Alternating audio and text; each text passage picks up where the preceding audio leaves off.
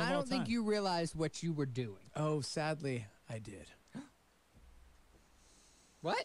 We exchanged numbers. I said, I'll call you, man. But I was heartbroken. I had just lost my girl. Oh. So I was kind of in that mopey mindset of not really wanting to hang out with people, but I'm like, I'll give Neil a try. He seems like a cool guy.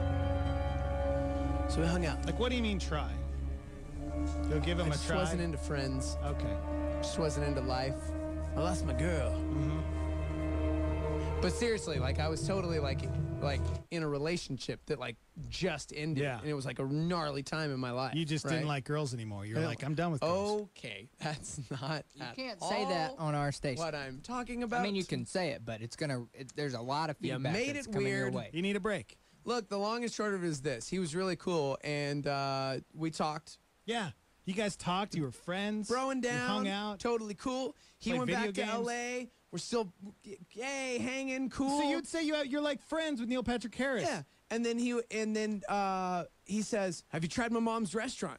And I'm like, no, I haven't. His parents had a restaurant out here. And every time we talked, he was like, "Dude, have you tried my parents' restaurant yet?" And I'm like, I couldn't say, "No, I work retail and I've limited funds plus that girl thing." Like But- I'm just okay, but why couldn't you state have of tried the depre- restaurant? I probably could have. Neil Patrick Harris asked you 3 or 4 times, "Hey, have you tried my parents' restaurant?" And you haven't tried So it. finally, we're on the phone.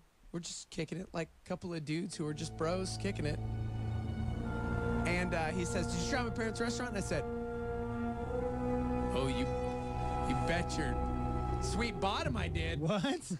You said that, And I just said, "Yeah, I did." but you never A did. lot of connotation. With You that. hadn't tried the restaurant, but you told Neil Patrick Harris that you Yeah, did. man, because You he lied kept to him. asking, and then I felt bad because I hadn't tried it, and it was like, and so I lied. I fibbed. I totally lied. Oh gosh! Commercial break. Oh. No! Darn it! Like sands through the hourglass, so are the days of our lives.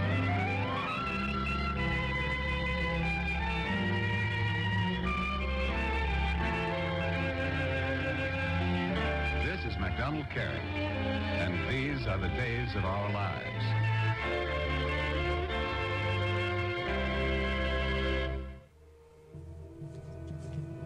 I didn't hear any commercials. But we're, I had mean, to we're take a not. break, We're not I'm in sorry. commercial. Is he saying this is my dumb carrot? What does he say? This is I'm my dumb Donald carrot. Carrig. Oh, Pretty sure he says my dumb carrot. I thought that's what he said too. my dumb carrot. Anyways, so you lied about going to Neil Patrick Harris's parents' restaurant. And he says, "What'd you get?" And I said, "Oh man, Oh no! yeah." This was before the Googler. You couldn't pull that couldn't joke just off Google on the you. menu. I don't even. Because you could have said, "Oh, hold on a I second." got it last week. I got a sandwich. Oh no!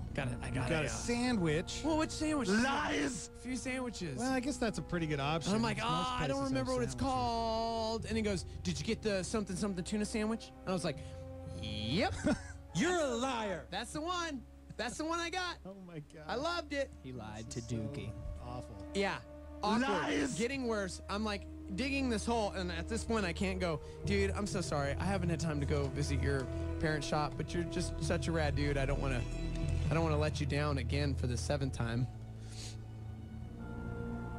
So he goes, "Well, how was it?" And I said, "Oh, it was good." And he was like, "Well, what about the the secret ingredient? You know what I mean? Like the special no. thing with that particular sandwich." And I'm like, yeah. "Gosh, man, I don't."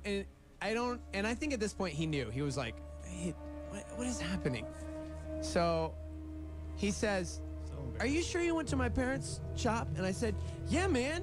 Yeah, the one. It's like the 2-story building across the street from Cliffs, Oh, right?" Gosh, Steve-O. Lies! And he says, "No, dude. That's like there's nothing in there. That's been abandoned for years. No It's the- way. It's the 1-story thing next door to that. There's nothing in there. Did you go to a restaurant?" Did you come clean or not? And I was like, "Man, Hold on a second. Commercial God. break. Darn it. Hold on. No. Like sands through the hourglass, so are the days of our lives.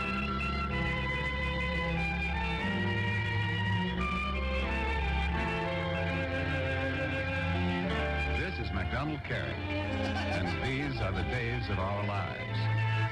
He says this is my dumb carrot.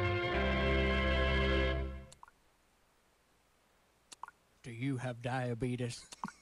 Yes, you do. Good luck.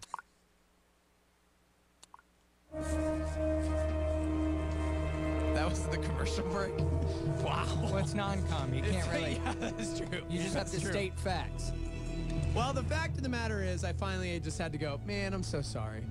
I You came clean haven't had. Yeah, I just. after a 10-minute And it was lie, one of those just like went on and on. awkward. Why did you just lie about going to my parents' restaurant? Did he say that? He goes, "What? Hey, man, why did you No, lie?" it was just kind of one of those like, huh? Okay, well, all right. Well, I mean, I'd still think you should check it out. Obviously, it's my parents' restaurant. He got real short with you after yeah, that. and I was like, okay, man. Well, this is good to talk to you. Dang, dude. Yeah, man. Yeah. All right. See you. I'll talk to you later. All right. Oh. Yeah. All right, man. And you never talk to him again. And I never talked to him again. You never talked No, to never. Neil Patrick Harris again. No. That is the saddest story ever. Yeah. This could have been. Shut up. No, it couldn't have been. No, it could have. No, You guys were wait, off to a great wait. start. Okay. Okay, This Neil is- it Patrick took a- Harris calls you over and over and then always asks, "Have you been to my parents' restaurant?" I know. You had the You know, opportunity. here's the irony. I then went to his parents' restaurant and had the tuna sandwich that he was talking about, and it was freaking amazing because they put apples in it. And it was like, gosh. that was the secret thing. That was the special Gosh. thing. And it was Wait, hold on. Hold on. We seriously got- gosh, there are so many commercials. Like sands through the hourglass, so are the days of our lives. Have you ever been on a journey? Perhaps wondering what you'll do with your life? Well, the days and the weeks, they come and go. And all you really learn is that death approaches. Like the shadow that comes with the sunset, such is your life. Do you have diabetes? Yes, you do. And you're gonna die from it. This brought to you by the Council for Diabetes Death. So Neil Patrick Harris and Steve-O could have been best friends. Stop it right now. Your life could be You're completely so different. stupid. This is why we're not supposed to lie. If you're listening, Yeah, right no, now- seriously. I think you should have thought about it. Let's go back in time and change oh, this. Okay, man. yeah. Let's go back in time and change this. You know what the funny thing is? Yes. I did run into him one more time after that. Did you really? Yeah, I did. At I was still working at GameStop. At the Tony I was Awards. already. It was after I had met Chrissy, and saw him. He was with his mom, and I like Was it ran up and it was like uncomfortable? Neil, and he was like, "Oh, hey, man." Oh. Yeah. You were like, "Neil, what's up, buddy?" And he's like, "Oh, hey." And I was just like, "What are you doing in town? How long are you here? We should hang out." Blah. And he Yeah. was just like, "All right, well, yeah, well, it's a really short trip." no And second and I was chances like, with Neil Patrick Did Harris. you say and I you want to would be like, "I know, I lied. Why didn't you I'm a apologize? liar." That I he don't was know. giving you an I don't opening. know. He was like, Lies! I don't know. So about- someday. No, man, it's too late. No, someday.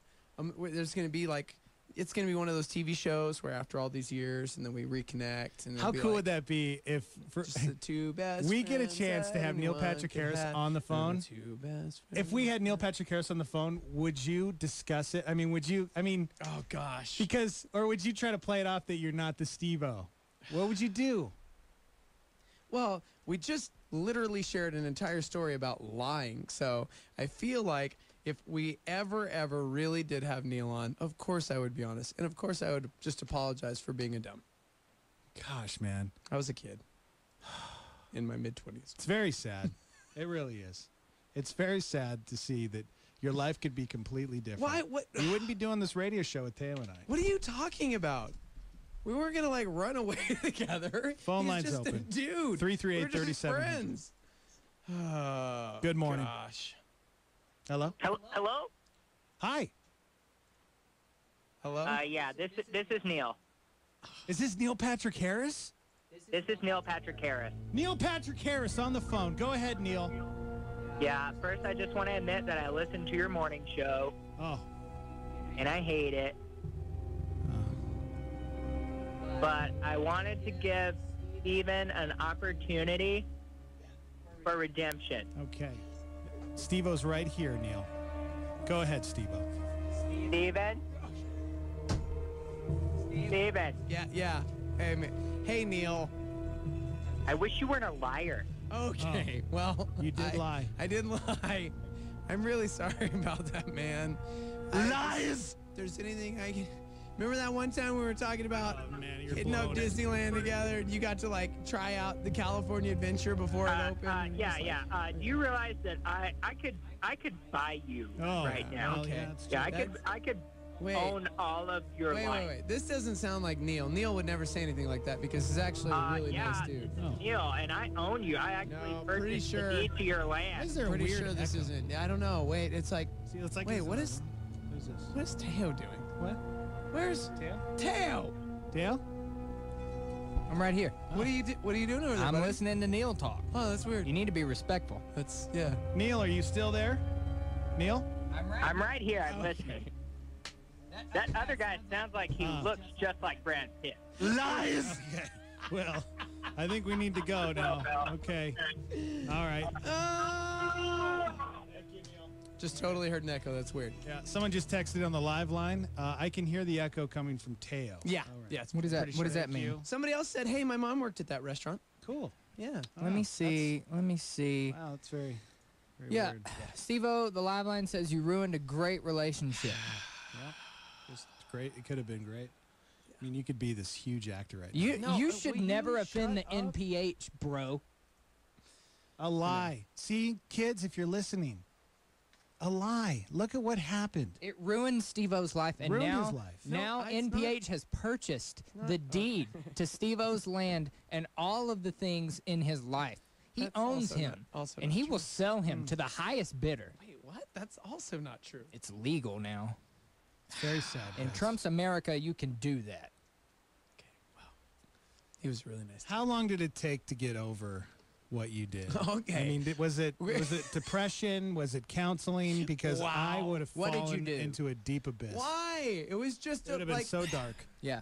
I will Real say dark. this, Dark it does times. stink because of the simple fact that I still feel like a goober over it. You know what I mean? Like all these years later. I'm like, man, why did I care back why then? did I have to Which is lie? also why God, I think, used that because now we do interview a lot of celebrities and we do get to hang out with, bands, whatever.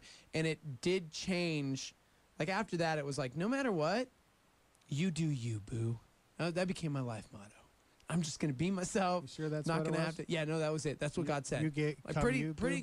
pretty solidly, man. That Hey, was it. you, boo. That's I a got a tattoo millennial of it right thing. here on my hip. Oh my Yeah. gosh, who does? You It's in do Old you. English. Whoa. You do you, boo. I like that And, butterfly on your lower hashtag- back. Hashtag MPH. And so it truly did kind of flip the script in my brain Wow. and remind me that everyone is a human being. And when you're not authentic in any situation, I was nervous, obviously. I was like, man, I'm trying to be cool with my friend. Why? For Yeah, what that's true. gain? Yeah. For what purpose? People are telling me I need to get away from my microphone. Am I not coming through clearly or something? Oh, I don't know, man. man. Way to just show up there, Beck. If you missed the story, Steve-O just shared this amazing story about Greatest him story and Neil I'll ever Patrick share Harris. in my life. We're cutting it from the podcast, so No, if we you are not. just tuned in and No. missed the whole story, I'm going to send it to Neil Patrick Harris, just No, that little you're part, not. because we're going to get him on the show. We're gonna have a story of redemption. Is Steve-O's last name Lochte? Well, Oh, my I don't gosh. know. I don't know. I can't Steve-O confirm that or Lochte. not. But it definitely is a lot like. maybe Oh, that's why I can't give that guy a hard time. Yeah. One of my favorite movies is What Woman Want. It sure is. Uh-oh, I think it looks like we're coming up on a commercial break again. Oh, gosh. man. Hey, stop! Just leaving me hanging all the time. I hang about you like Like sands through the hourglass, so are the days of our lives.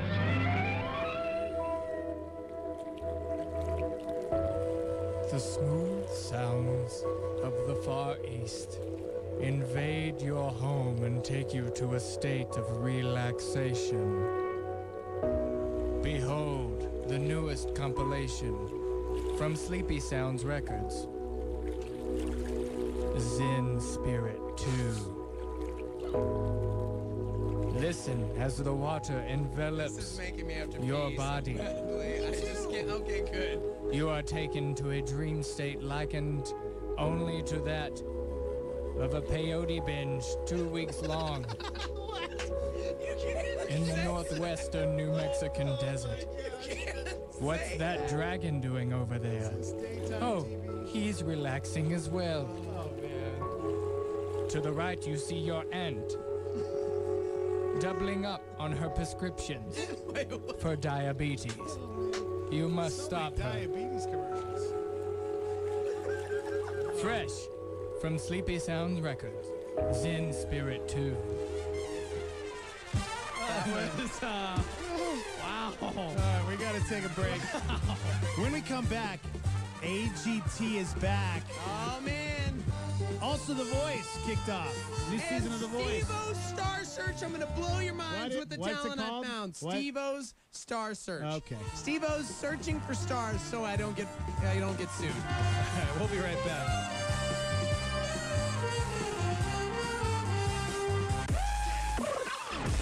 All right. Good morning, guys. Hi. Good morning. So do I start now? No, in 3, 2, 1. The morning invasion is full of laughter and, of course, just fun moments and interviews such as this morning. Is that it? They're most likely to get you to laugh on the way to work or on the way to school or just at home in general when you're just hanging around in your pajamas, and there's nothing else that I would rather listen to in the morning. So we've established so far that only stay-at-home moms who their entertainment is either Judge Judy or their toddler or us, they think we're funny. I love it. I love Great. everything about it. Great. You did a great job. You did a great job. What's your name? McKenna? Thank you, McKenna. McKenna, That's thank you. awesome. Thank you. Yep. Thank you so much. No, don't ever call. I mean, thank you for calling. No, stop it. Oh Thank my you. God. Thank you for calling. Thank you. You are awesome. Guys, we just got off the phone with an incredible human being. His name is David, and he is our booking agent.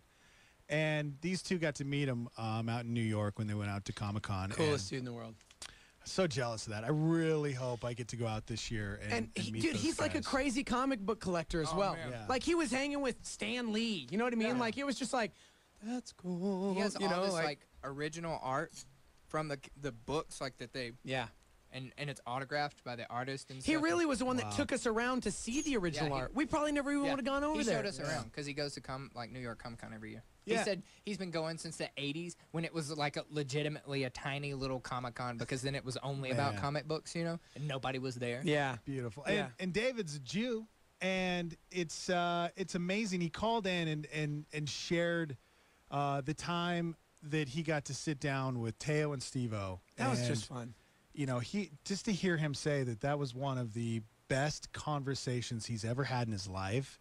That I mean, I that's don't know if he said it in his life. I'm 'cause pretty he's had sure a he lot said of really good conversations. ever had in his He's got a life. phenomenal podcast actually, and an incredible interviewer. Like his skills are, yeah. Yeah. I want to have his skills. Yeah. I'm a little jealous. But you have mad skills. No, but sir. dude, but I'm telling you, David can, throw down. He got mad skills that almost pay the bills. Yeah, no, his skills pay the bills. My skills, you know, And it is help. it is still sad to see, you know, even on the live line, you know, getting text messages from people that, you know, they want to. You still see, I wouldn't say hate, but it's Nah, hey, you know what? they're in a good place. I get where they're coming from, but it's the reason why there is that wall between Christians and non-Christians. But here's our great responsibility. Here's what we have to do. Love. love, yeah. You know what I mean? As we talk to anybody, whether it's David, whether you know what I mean? It's like as David was saying, look, this is part of the problem is we got to love one another. We have that great responsibility to love everyone, including those that we don't agree with within our faith. Because I can tell you, I grew up in that culture, so I can see where they're coming from, I can see the heart behind it. Maybe it is that they have a great love for a human and don't want to see that person not, or maybe they're just worried that that person's going to one day stand before Jesus and have to give an account for their life because that's what God's word says, and they don't want to see them go to hell. Right. You know what I mean? So maybe that's it, and maybe it's they just can't articulate it well, or that's the way that they it's they do correction. it, and it's like, we get text messages of them trying to correct them, and don't try to correct them. Like you said, Steve-O, love them. Have a relationship with these people so you can show Christ. Yeah. So God can change their hearts, can change their minds, so he can work inside of them. You just said it right there, so that God can. Yes. Because it's the Holy Spirit that comes. Like we know and believe that Jesus came to this earth. He gave his life for us, right? Boom, it was finished at the cross. And then he said, man, I got to get out of here. I'm going to go prepare a place. I'm peacing out. But this is good news, guys. And all of his friends are like, what? What? And he's like, listen, I got a job in Nashville. And I got to go. I got to go prepare. Stop. You switched stories. Man. I got to go prepare a place. Well, think about it, right? They were heartbroken. Yes. They were heartbroken because their best friend was leaving them. Yeah. Right? And so they're confused and upset going, no. And imagine, Jesus is going, dude, listen to me, bro. I'm leaving, and it's going to be way better for you. Because my spirit, like the Holy Spirit, is going to, like, there is a helper that is coming that's going to be greater than me. And it's like, yeah, right. Jesus, you're Jesus. And he's like, sorry, guys. Boom, I'm out. And then he ascends, right?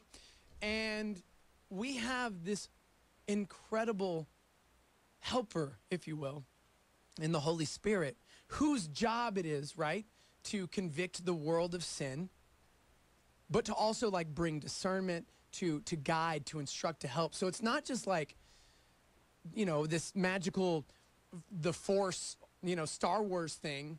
It is truly God's Spirit dwelling within us to give us that great love so that we can, in turn, pour out love to other people. And then let the Holy Spirit do its job. Yeah. Do his job, right? To convict the world of sin, to help steer away, to change, to transform. And you know what it does in turn? It takes off a great weight. Yeah. I used to be so burdened whenever a friend was like, man, forget Jesus, bro, blah, blah, blah. And he was like, oh, God, what if he dies in a car accident on the way home and he's going to go to hell? And I have to say I have to say the right words right now. And then God's like, dude, chill out and love your friend and let me work. Yeah. Stop carrying it. My yoke is easy, my burden is light, right? Jesus says. So it's like, we don't have to be like so freaking stressed out by that or scared. Like, oh man, if I talk to this person who doesn't agree with me, all of a sudden I'm going to believe something totally different and fall away. What? You nailed that, because there's well, nothing. I didn't actually. God's word. Well, yeah. you said something perfect, because that's exactly. Well, there's nothing special about the three of us. We're rotten to the core. If you really knew us, Actually, we're made righteous by okay. by him. So if you really knew us, you would be disgusted, I'm sure. No. But it's God. It's God that's doing the work. Yeah, and when we showed up here this morning, man, the email. I've only gotten a few of these throughout my radio career, and every time that I've gotten something like this, it just rocks me, because it just shows that God is working. And this is the email we got. Hey guys, I know Teo is leaving here in a few days, and I just wanted to tell my story before he left. I was actually in a dark place. I was so fed up. I grabbed a gun, drove out to the desert, opened up my phone to type a goodbye note, and for some reason your podcast came on when I opened my phone. And you guys were talking about how you're not alone, no matter how it feels sometimes. It helped me push myself to seek help, realize I'm not alone. To get that, and I'm sharing that not to gloat about us and what we're doing. I'm sharing that because God is is working. Yeah, dude. He's doing these amazing things out there through us. And I want you to be inspired by that, because think about it. When you go to work right now, you're headed to work and you're thinking there's nothing special about me. Well, maybe not, but God is inside of you. You have the Holy Spirit inside of you that can do great things. That's the encouragement I want you guys to have right now. You never know what it's going to be. Like, if you're trying to find that moment, like if you're trying to like write it out, almost like script it like a movie, you'll never be able to script what God can do. God is a way better author. Yep. He's a way better storyteller. And I promise you, if you just like let go and allow him to work in your life, it could be something as simple as giving somebody a smile at the old water cooler. You know what I mean? At work, or just asking somebody, how's your day, man? How's your weekend? Hey, how's your mom doing? You know what I mean? Like, you never know what it's going to be. Never know. Gosh, just so thankful. Somebody chimed in on a live line just now and said, I love David and Carl, and I'm so glad you guys talk to them as people and not projects. They know your station's format and still geek out when they call you. Loving them speaks more to their hearts than any quote correction ever could. I couldn't agree more. If we started looking at every human being as a person rather than a quote pet project, I feel like a lot of things would change in our relationships with other human beings. Amen. All right, we have to take a break. We'll be right back.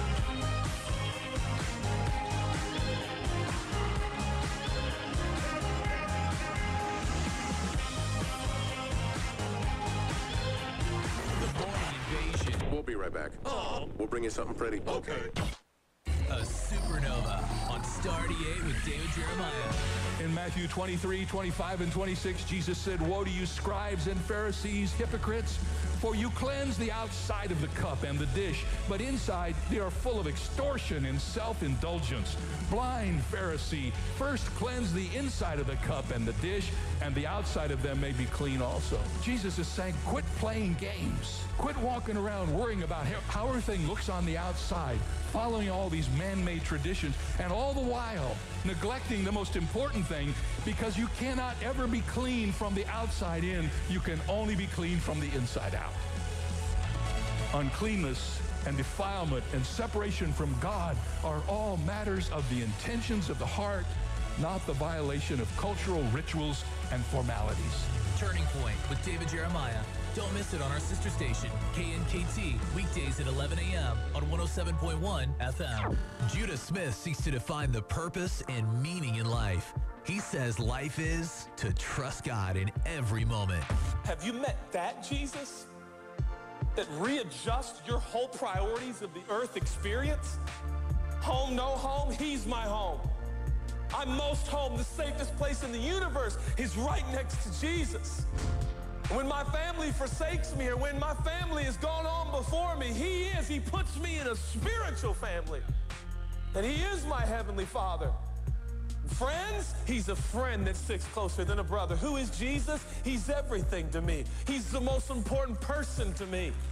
But so much of our existence oriented around home and family and friends. Meanwhile, Jesus is saying, orient your life around me. Trust God in every moment. That's Judah Smith with a Star 88 PowerPoint. It's the Morning Invasion with Dex and Steve-O on Star 88. Rick Dees from the weekly Top 40 going to be on the program.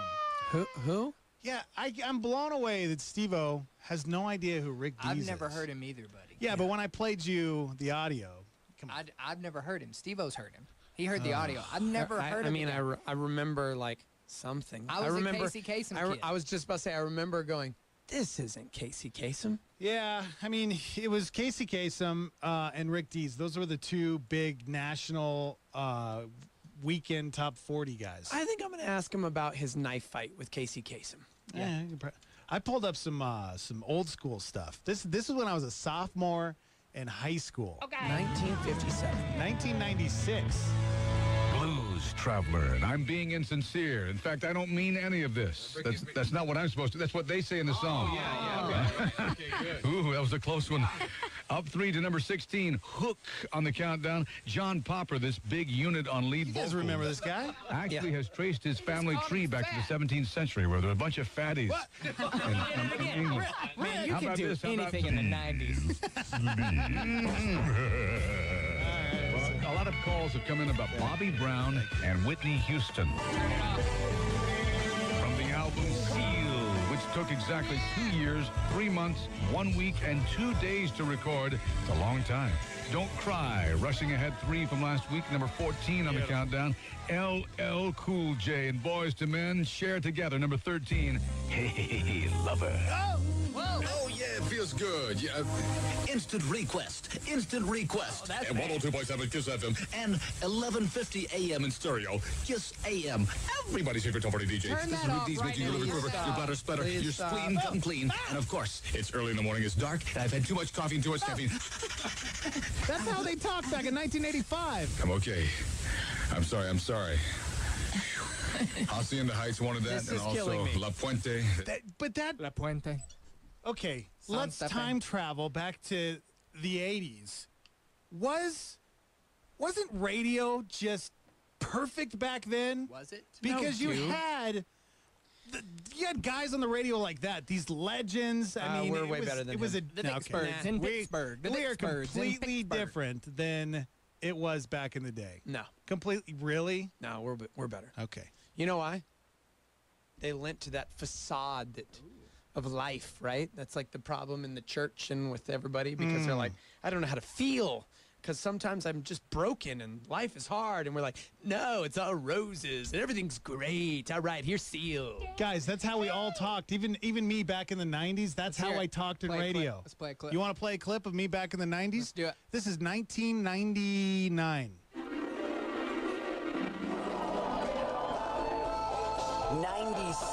97.5 KPKX, The Peak. That was Santana featuring Rob Thomas. Smooth. Got some great things headed your way coming up right now on The Joe Show. Here's the Red Hot Chili Peppers, Scar Tissue, on 97.5, The Peak. Wait. Sound like Rick Dees. Living at your mini Say bye, Mom and It's changed a little bit, yeah. It's lit. This song is dedicated to my boy Andy. On The Joe Show. It was called The Joe Show? Yeah. This is tragic, Good dude. afternoon, everybody. I'm Joe. This is The Joe Show. Okay. Hey, will you pause it real quick? Just pause it real Counting quick. down some of your favorite alternative music. Let's jump right back into pausing? it. That's what you Here's did. Blink 182 and their very latest, All the Small It Things, just sounded so crisp. on KPKX, The Peak.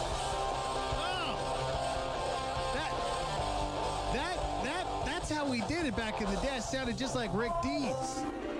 Hey, good morning. Hey, good morning. How are you? Carl, we got some sad news, bro, and I'm so glad. What's that? Teo just announced that he's leaving the show Friday. It's going to be his last day. What? I know, and he's not even in here right now because he's like busy, like getting details because he's moving to Tennessee like a jerk. Yeah. What the heck? I know, oh dude. my God. Well, Rick Dees will have to give him his goodbye, but he's not even there. He's like in the other room talking to the new bosses and all that Yeah, stuff. Like, Oh, jeez. All right. know. Well, this is such bad news. I know. I'm heartbroken. you want to move to New Mexico and be our third because I feel like only you could Whoa. replace him. Is that a job offer? I mean, Hold the phone. I'm saying we'll give you at least $12,000 every job in few New years. Mexico. Yeah. I'm serious. These guys. This is real. Dex and Steve-O here in Albuquerque. Their partner Teo is leaving. His last day is Friday. Yeah, and well, heck, I don't know. What's the temperature like out there this time of year? Because right now it's 25 degrees here in It New is York. 60 degrees in Albuquerque today. So here's the thing, Carl. Wait a you've minute. It's 60 degrees. Oh, Okay. See, Carl's our longtime friend. He's got a great radio voice. Rick, you have a phenomenal radio voice. So we figured for this 10 minutes, maybe you guys could vie for the replacement for Teo, because we don't know what to do. So who wants All it right. more? Who wants pitting me against Rick Dees? Come on. Well, Rick Dees is kind of old, you know, You must and not like me. You must He's not like me you very mean much. and legendary. I don't think Rick is going to leave. I'm not old. You're only as old as the picture that is airbrushed. There you go. There you go.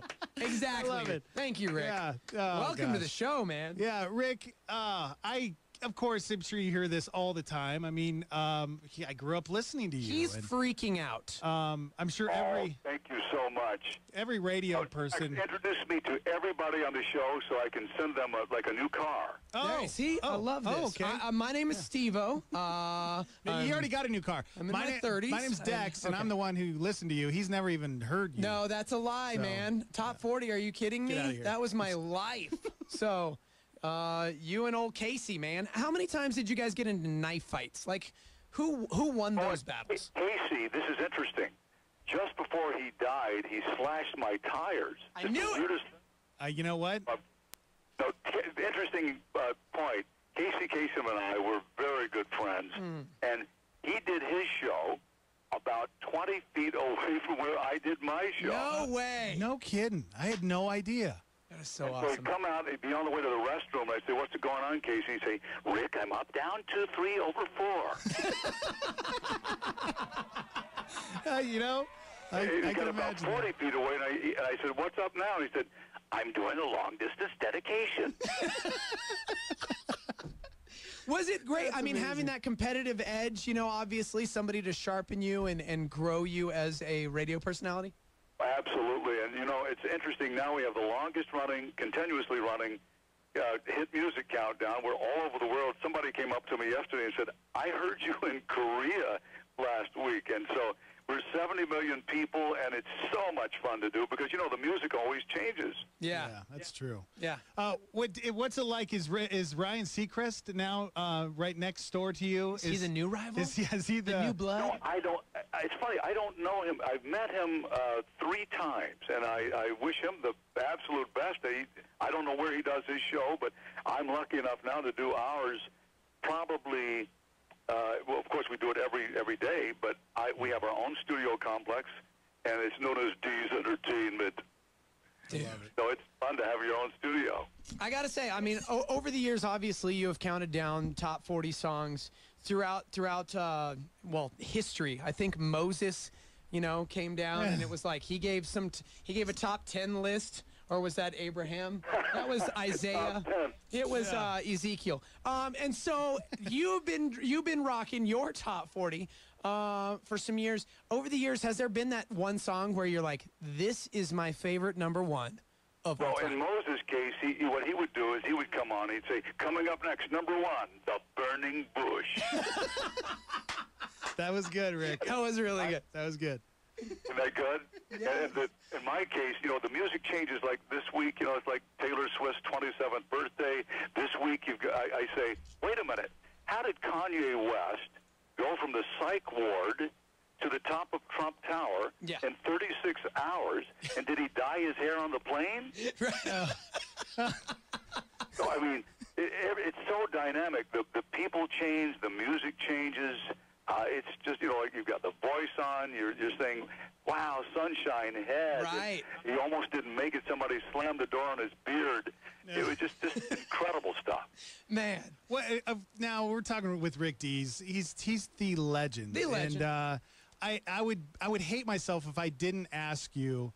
I mean, what is that one piece of advice to this day that you live by with radio that maybe you give to other entrepreneurs? He really wants to be just like you. Yeah, you're definitely one of my idols in radio. I mean, it's true. All right, Dax, Steve, I'm going to give it to you. And I've only given this to a few people. So please record this and play it back. Because in radio, this is so important. As you get up every day and do your show and entertain all of Albuquerque and beyond, we're at 60 degrees right now. There you go. Listen, it's really not about the money. Amen. It's about the amount. This is why Teo's leaving, because he got a much better job in Nashville. I was So our really third- waiting for this nugget of wisdom. Like I was $50 an hour. I was glued to Dex is destroyed. Oh my God! He was expecting that nugget to get us through 2017. I was waiting And, for that. I was waiting for that wisdom from Rick Dees, and I thought it was going to be like, being real, being authentic. Both of us in here, professing Christians, believers in Jesus. And I'll tell you one thing, it's always trying to be that servant and bring joy and hope and compassion to lives every day. I will say this, though. It's funny.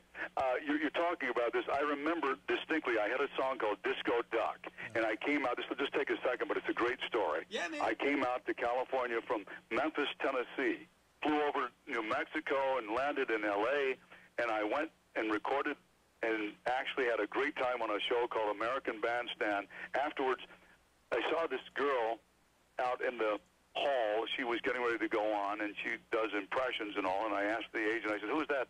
He said, that's Julie McWhirter. Don't go there. I said, what do you mean? He said, well, she's kind of old-fashioned, and I said, well, that's okay. So I asked her out. She wouldn't go out. Then I came back to L.A., asked her out again, and she said, well, okay, but I'm performing my comedy show at the Improv in Hollywood. You can come by. And afterwards, I asked her to go to dinner. She said, well, listen, before you get into that, I'm kind of old-fashioned. I said, well, that's great. She said, no, I mean, I grew up in Indianapolis, and I'm not just some hit-it-once, breakaway type of girl. Right. I said, that's okay. She said, I don't think you get it, Rick. I'm like a believer. And I said, well, okay, I am too.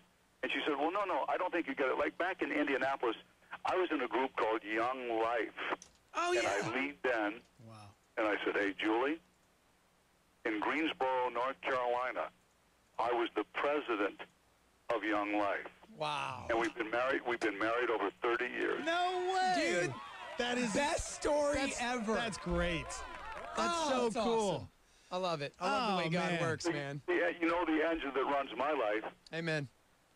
Amen. That's cool. Dude, Rick, incredible. And, we don't have a lot of time, and I know you have these desserts.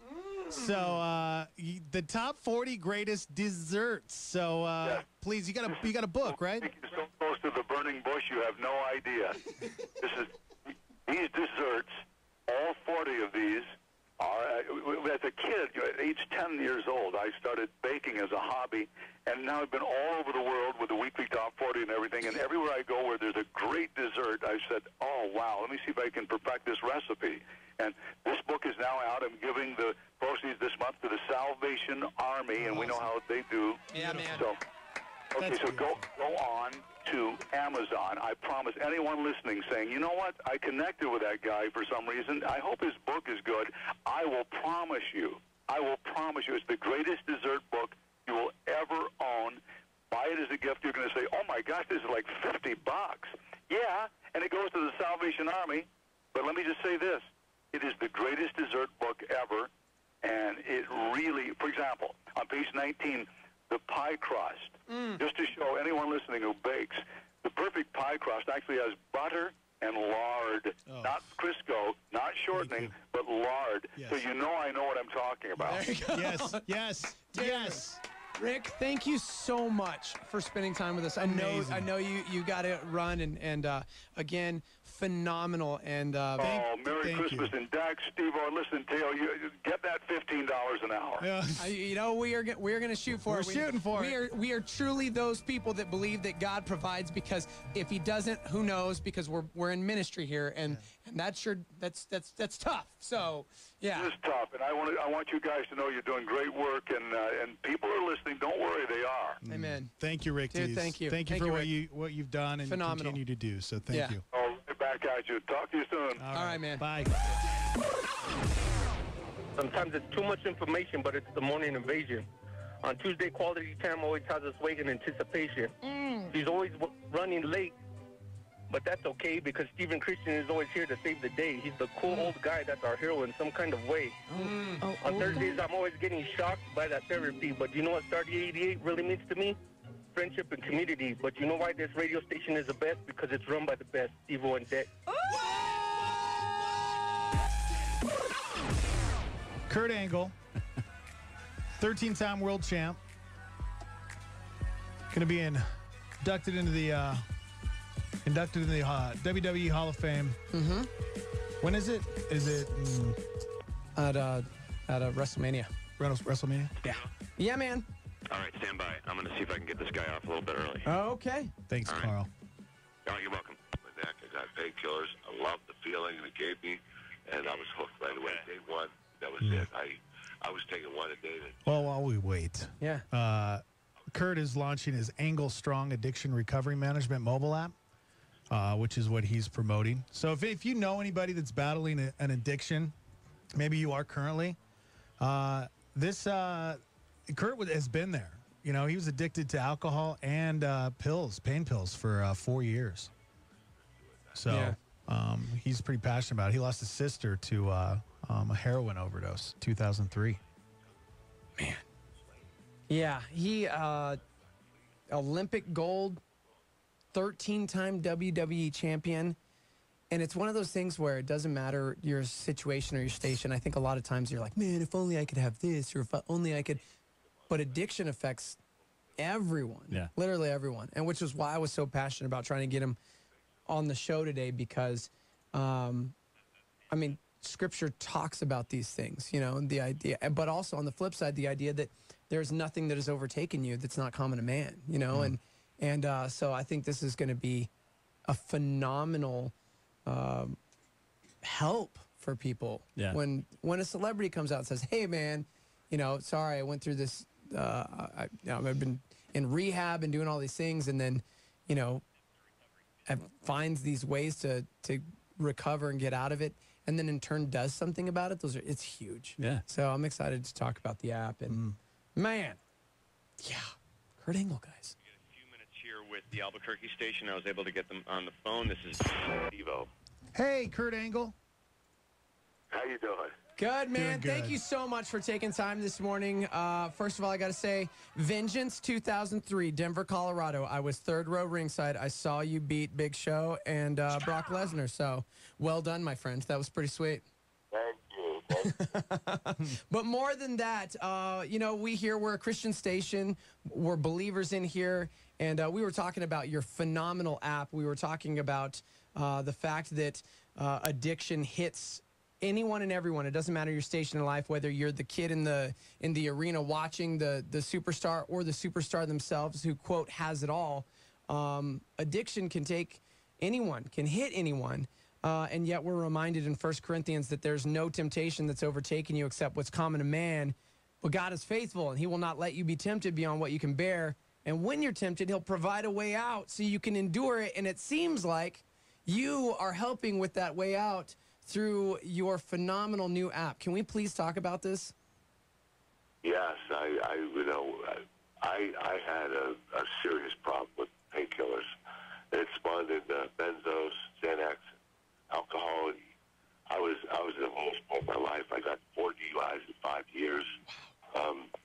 It was horrible. So I went to rehab. I checked in and learned about my disease and realized that I couldn't live like that anymore. When I got out, there wasn't much aftercare. There were AA meetings, and for someone like me who travels so much, has a family, has a job, has kids, I just didn't have time to do those things, and there was no aftercare. You could go to a counselor once or twice a month, but there wasn't too much to do. So I decided to create an app, the Angle Strong app. Go to anglestrong.com to sign up. And I figured that this would help so many people stay in recovery. We have 21 million Americans with a drug disorder. Only 10% go to rehab. That's 2 million. Of that 10%, only 100,000 people stay in recovery. So this is the worst epidemic in U.S. history. Over 60,000 people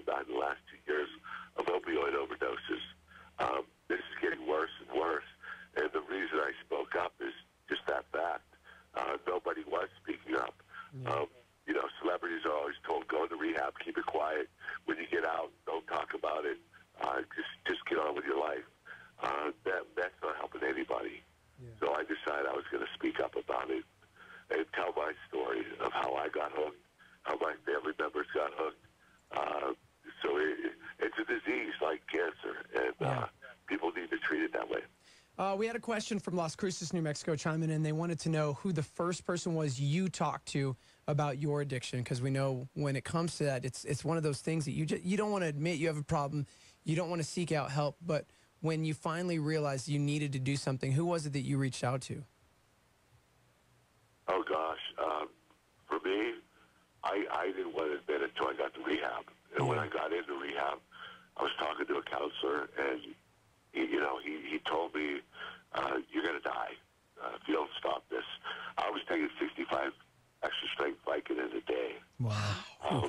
I was in denial. And, he told me that there was the 2 words he told me that stuck with me was grow up. I was like, what are you talking about, grow up? I'm an adult. I have a wife. I have kids. I have a job. He's like, no, you're doing childish things. Taking drugs and drinking alcohol is childish. You need to grow up and take responsibility as a man. He was absolutely right. Yeah. And so I realized I had to treat it like a disease. Wow. And it is a disease, so I'm an addict. I always will be, and there's nothing I can do about that. But what I can do is stay in recovery and do that the rest of my life. And for a lot of addicts, it's they don't know how to handle the fact they're never going to take again. And I was scared about that in rehab too. But the longer you stay clean, the easier it gets. Yeah. And the thing is, when you're in there, you can't think about, oh my God, I can't take it forever. I just think about today. I'm going to stay clean today, and I'm not going to worry about tomorrow or yesterday. And that works for me. And so I take it day by day, and I feel good about it. Yeah. I'm going to have a good day today, and I'm going to stay clean. I'm not going to worry about tomorrow. And it really does work. And it's part of the 12 steps. I highly condone the 12 steps to rehab. But the Anglo Strong isn't just for the 12 step. It's for everyone. And it's more of a recovery initiative. The 12 steps tell you things are going to be horrible for a while. No, they're not. They're not going to be horrible. You need to embrace your new life and take advantage of it, have fun. And if you want to talk about your addiction, which nobody does, it's okay to talk about it, because that helps me. When I'm helping others, it helps me stay clean. Yeah. Man, it's phenomenal how biblical you just went.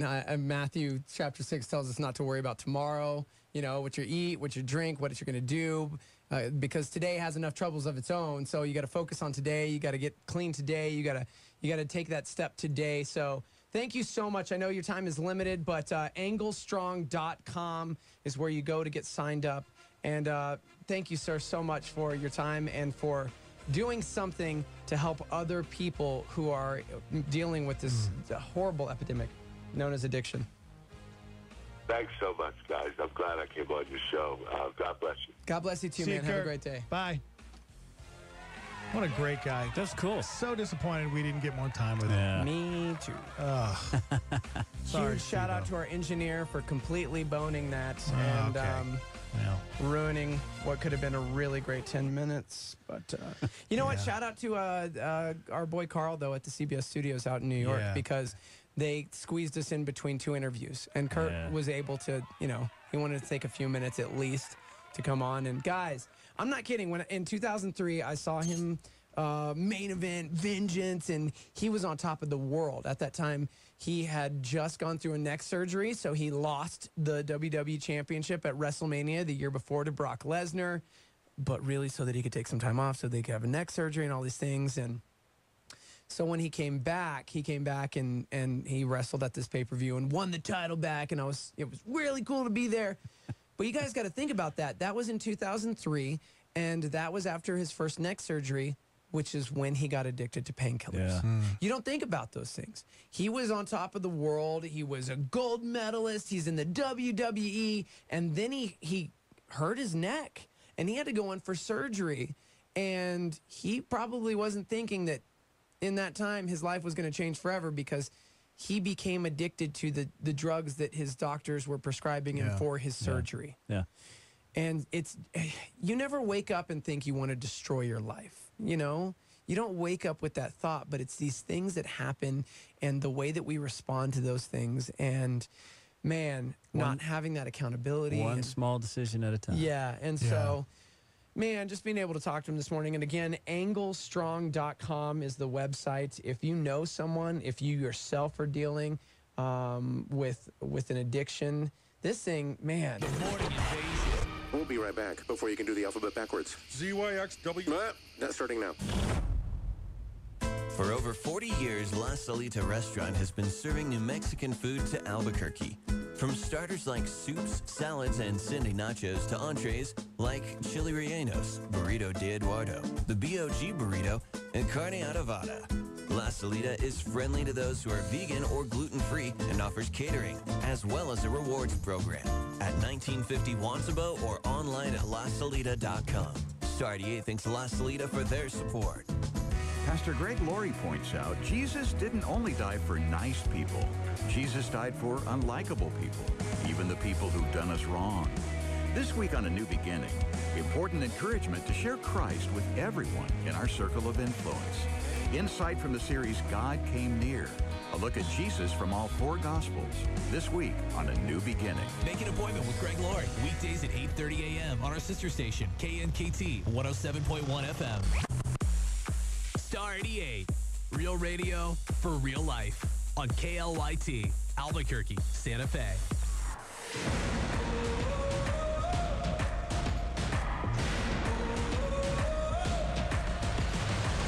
Feeling the pressure, the rumbling, crumbling under your feet now. No one can protect you. The trembling, settling into your knees. Nah, nah, nah, nothing that you could say. Nah, nah, nah, no way to get away. Chasing the will to be better than anyone ever, and we'll never stop.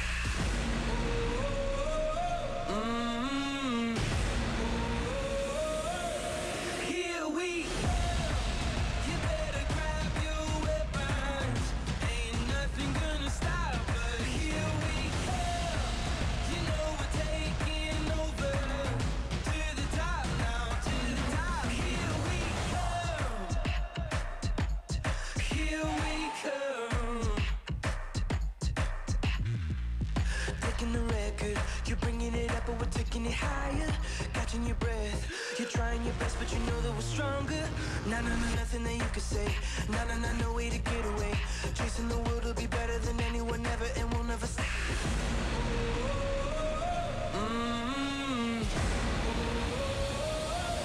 Here we go. You better grab your weapons. Ain't nothing gonna stop us. Here we go. You know we're taking over. To the top now, to the top. Here we come. You run, but you can't hide from us. You run, but you can't hide from us. Rumors of war will knock at your door. Rumors of war will knock at your door. Rumors of war will knock at your door. Here we go.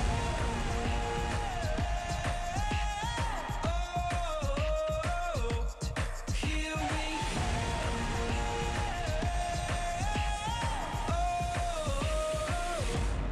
Here we go. You better grab your weapons. Ain't nothing gonna stop us. Here we go. You know we're taking over.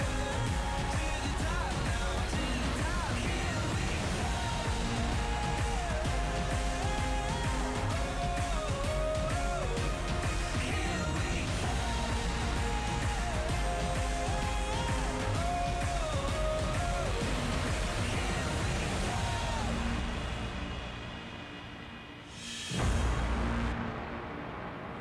Here we Here we come. Ladies and gentlemen, we are experiencing. The Morning Invasion with Dex and Sibo on Star 88. Coming up here in just a few minutes from this band right here, Nelson. Watches away the tears.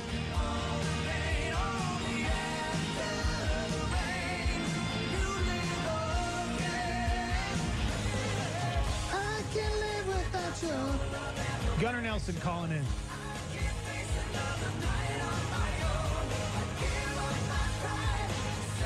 He is the grandson of Ozzie and Harriet and Ricky Nelson's son.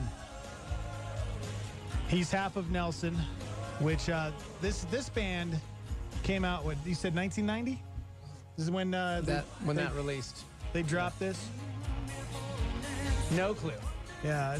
That was 27 years ago. This was definitely this was Dex, a huge that was pop hit. 27 years ago, man. Good morning. Good morning. Oh my gosh, Carl.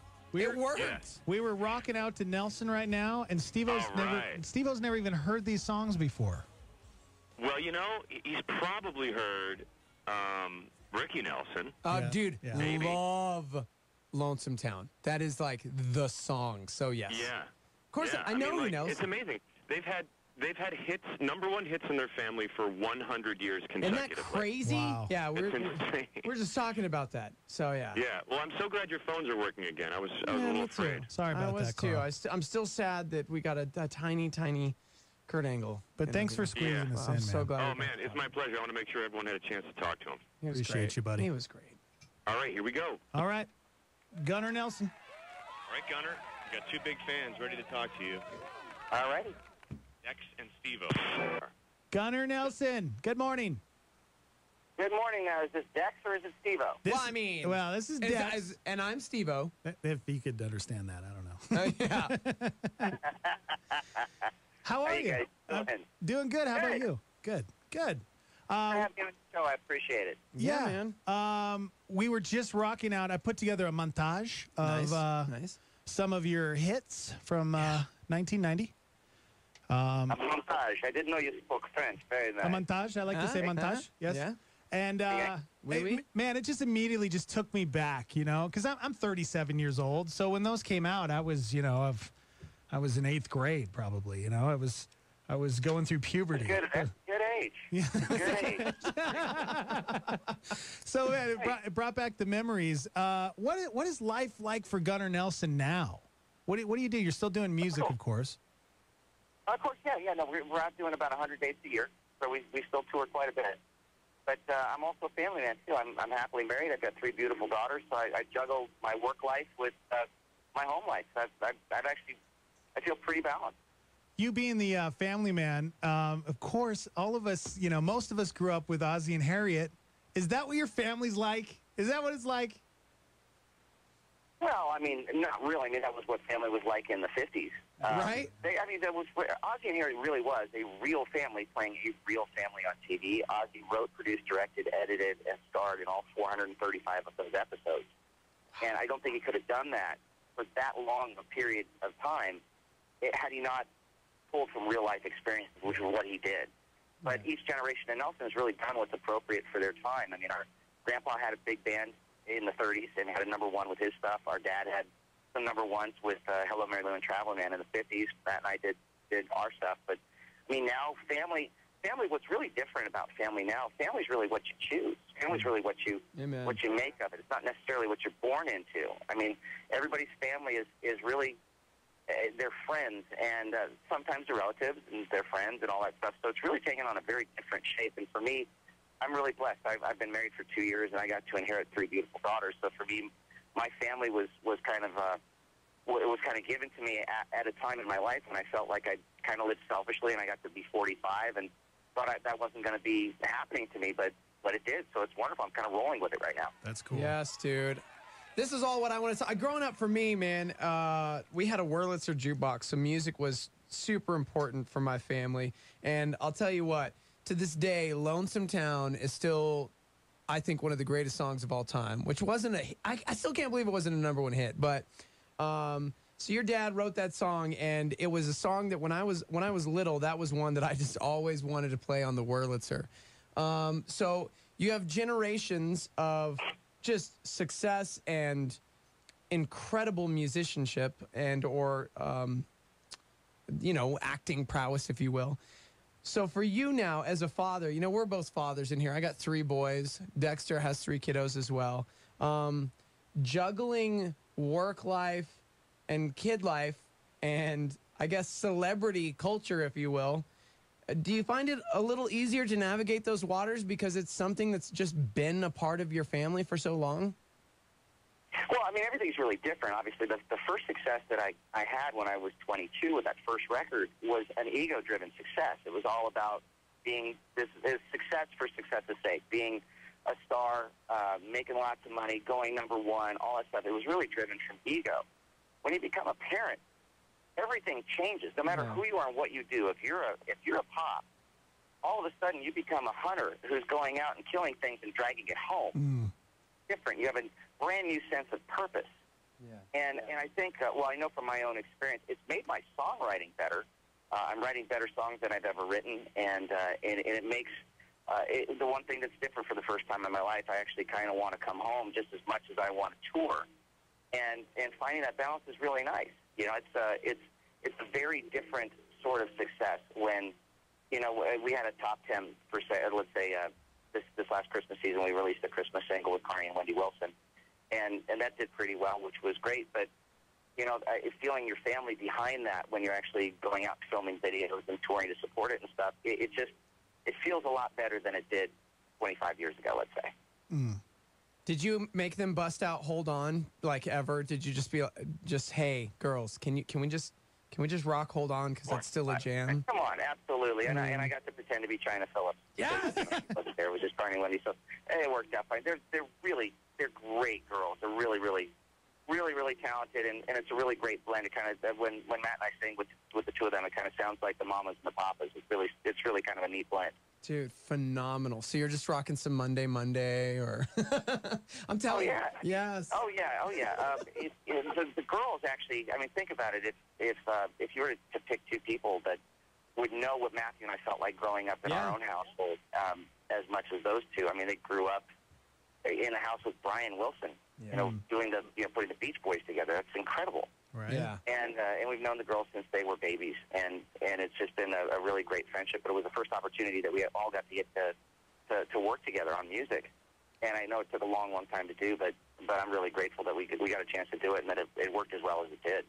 We're talking with Gunnar Nelson. Now, growing up with, you know, a very famous family, you probably have some incredible stories. Off the top of your head, can you share one that you think about a lot that would be pretty cool to share with the audience? Sure, yeah, I've got a lot. I mean, it's for me, again, I hate to use the pun, but it was all relative. It was my normal growing up. Right. With Harrison being my next-door neighbor.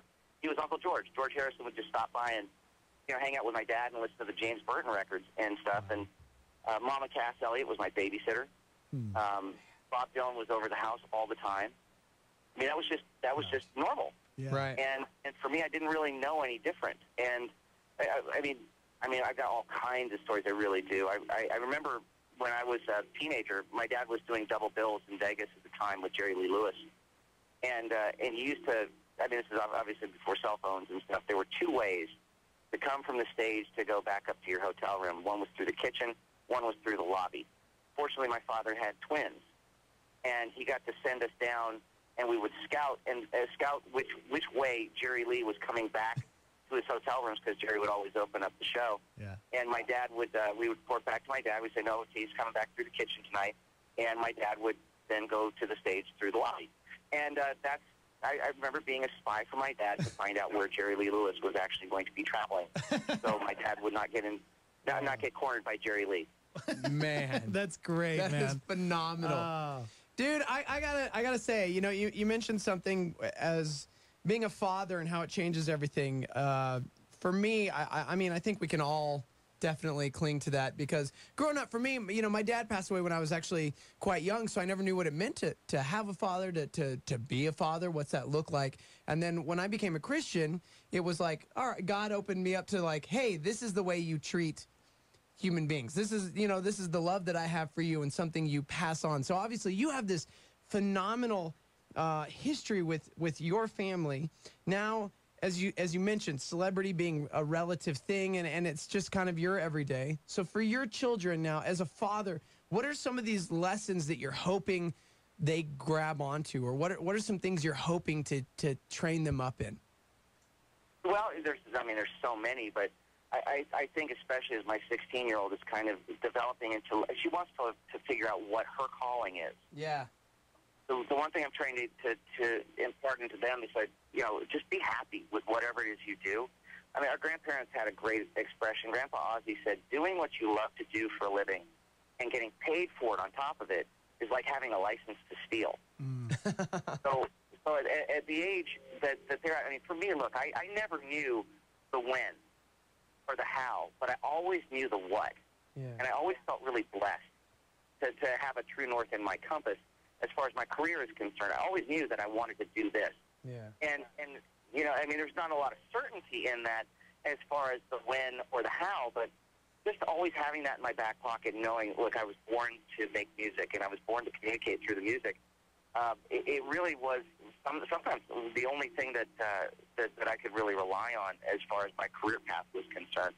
And I try to tell that to the girls. Look, the number one thing that you want, be a good person and do what you love to do. And that kind of leads to happiness. Dude, and that's I love all I'm sure as parents, that's what you want them to. Right? Amen. Yeah. When your kids can discover what God has created them for, like obviously, I mean, for you were saying music. I mean, that was just like ingrained. So you were gifted these phenomenal talents and abilities, and when your kids can discover those things, it's an amazing thing. Gunnar, thank you so much. Yeah, man. You're amazing. Yeah. And Well, so are you. Hey, guys, you grabbed the brass ring, and you've got the balance, too, and you definitely have your heads and your hearts on straight. So hats off to you, and thank you for giving our family the greatest job in the world for the last 100 years. I really appreciate it. Amen. Right on, man. Gunnar Nelson, thank you so much, man. Hopefully we see you come through Albuquerque That would sometime be soon. awesome. Yeah. Would love to. We'll see you on tour, guys. All right, man. Thanks. Are you so stoked?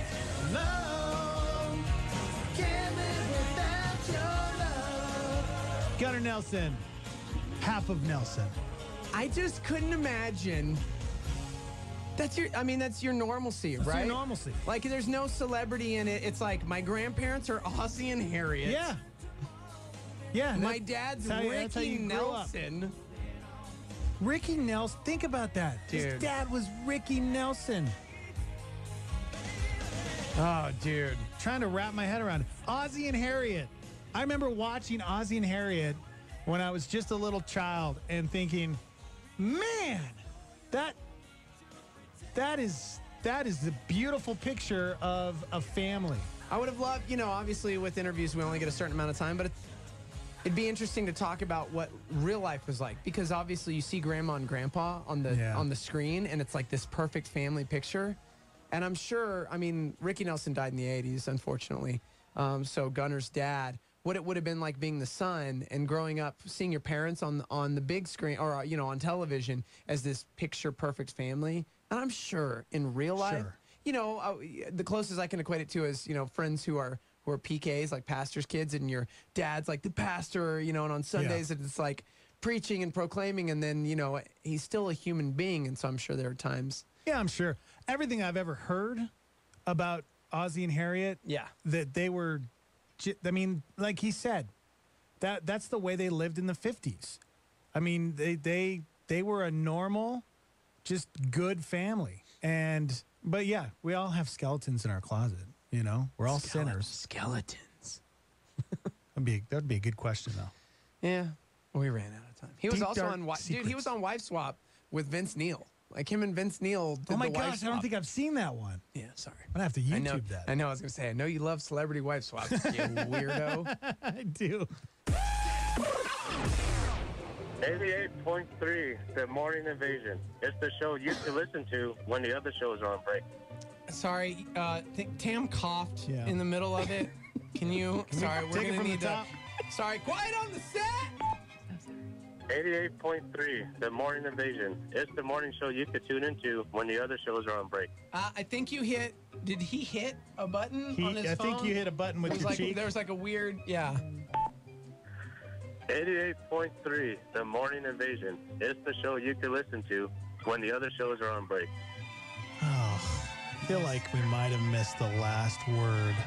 On where? But it was like I kind of heard it. It was like, will you stop making noises in the background? You just give us the last three words that you said? We just need the last three words. Yeah, and we'll piece it together. That's how promos work. In 3, 2, 1. On break? Well, it's those two. We need It's last three. two. We We need need three. Yes. Yeah. And 3, 2, 1. Good. We need three, buddy.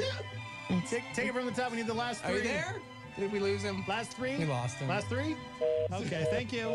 Thank you so much. We must have gotten cut off. We have a friend named Olive, and I've been calling her for years, and it's kind of been a tradition. But Olive, she, I don't know if she still lives in Dinore, Ireland, but that's where we met her. And she worked at a little pub in Dinore. And we decided to call her one year because we wanted to know if, what St. Paddy's Day was like in Ireland compared to, what we do here to celebrate St. Paddy's Day. And she was really, out of about 5 or 6 people we called, she was the only one that actually took our phone call and actually talked to us for a while. So now you call her every year? Yep, we've been calling her every year. That's cool, man. She's the sweetest lady. We love her. A friend across the pond. The listeners love her. I'm sorry, what? Oh. Hello. There she is. Oh, my Sorry. gosh. We almost gave up. First, you don't succeed. I've got to tell you, Olive, this is Steve-O, and Dex gave up and was like, we have to move on. It's not working. And I said, I will never, ever give up on Olive. We are calling Ireland. That Dex fella, huh? Yeah, you need to talk to him. In fact, I'm going to friend you on Facebook right now, and we're just going to, you and I are going to continue this, I okay? know. Because I don't know how Sometimes to I'm do the this. same, I have to admit. Yeah. So, Yeah. if anyone listening wants to try and dial Ireland, you've got to give 0 and 1 and then 353 for the island for Ireland's number, and then you have to remove the 0. You can't. It can't start with the 0. Lord. So you have to take the 0 off. Had to I know remove it. that much. Yep. Had to remove the But 0. I wouldn't be ringing me too often, Yeah. Yeah. Yeah, who rings themselves? Well, anyway, it's great to hear from you. Yeah. And like it's a year now since we were talking, so lots have happened. Yeah. I don't know about on your end, but here now I have a new grandson, and he's in New Zealand. No way. Congratulations. Yeah, little Ollie. Oh, that's a great name. I know. So we have to go to Australia now to visit our other son who was home this time last year. Wow. And then hence we'll head to New Zealand for a week. In that's that great. time to see this little guy. Yeah. That is amazing. Have you made it stateside at all? I mean, I can't remember if you said you have been here to America in the past. I have been in New York, but no further than New York. Yeah. And I really like New York, actually. Have you? Are you a nerd? Do you read comic books? No. I'm going to get you into Not comic a books, nerd, Olive, no. because I go to New York every year Sorry. for New York Comic Con. I go to Brooklyn. We go to New York Comic Con. We can meet up in New York.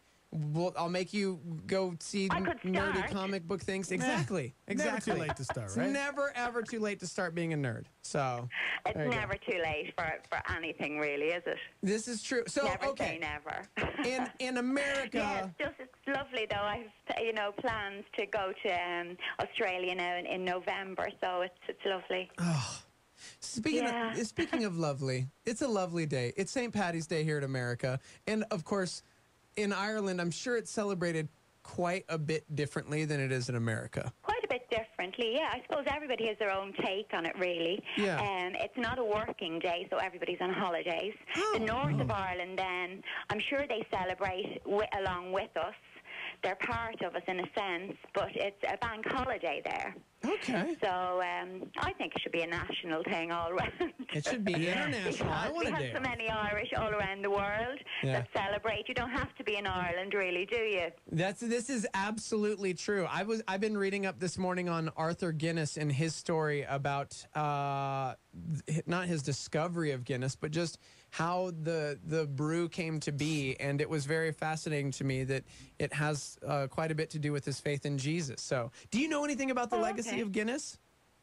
Well, I went to the store there since I was speaking to you last. Was last summer, and we spent a day there. We went to Dublin, and just stayed over and went to the Guinness store, and it was lovely. Yeah, some of the hops actually aren't even grown here in Ireland. Some of the hops are grown in England. What? I don't know. Our neighbours.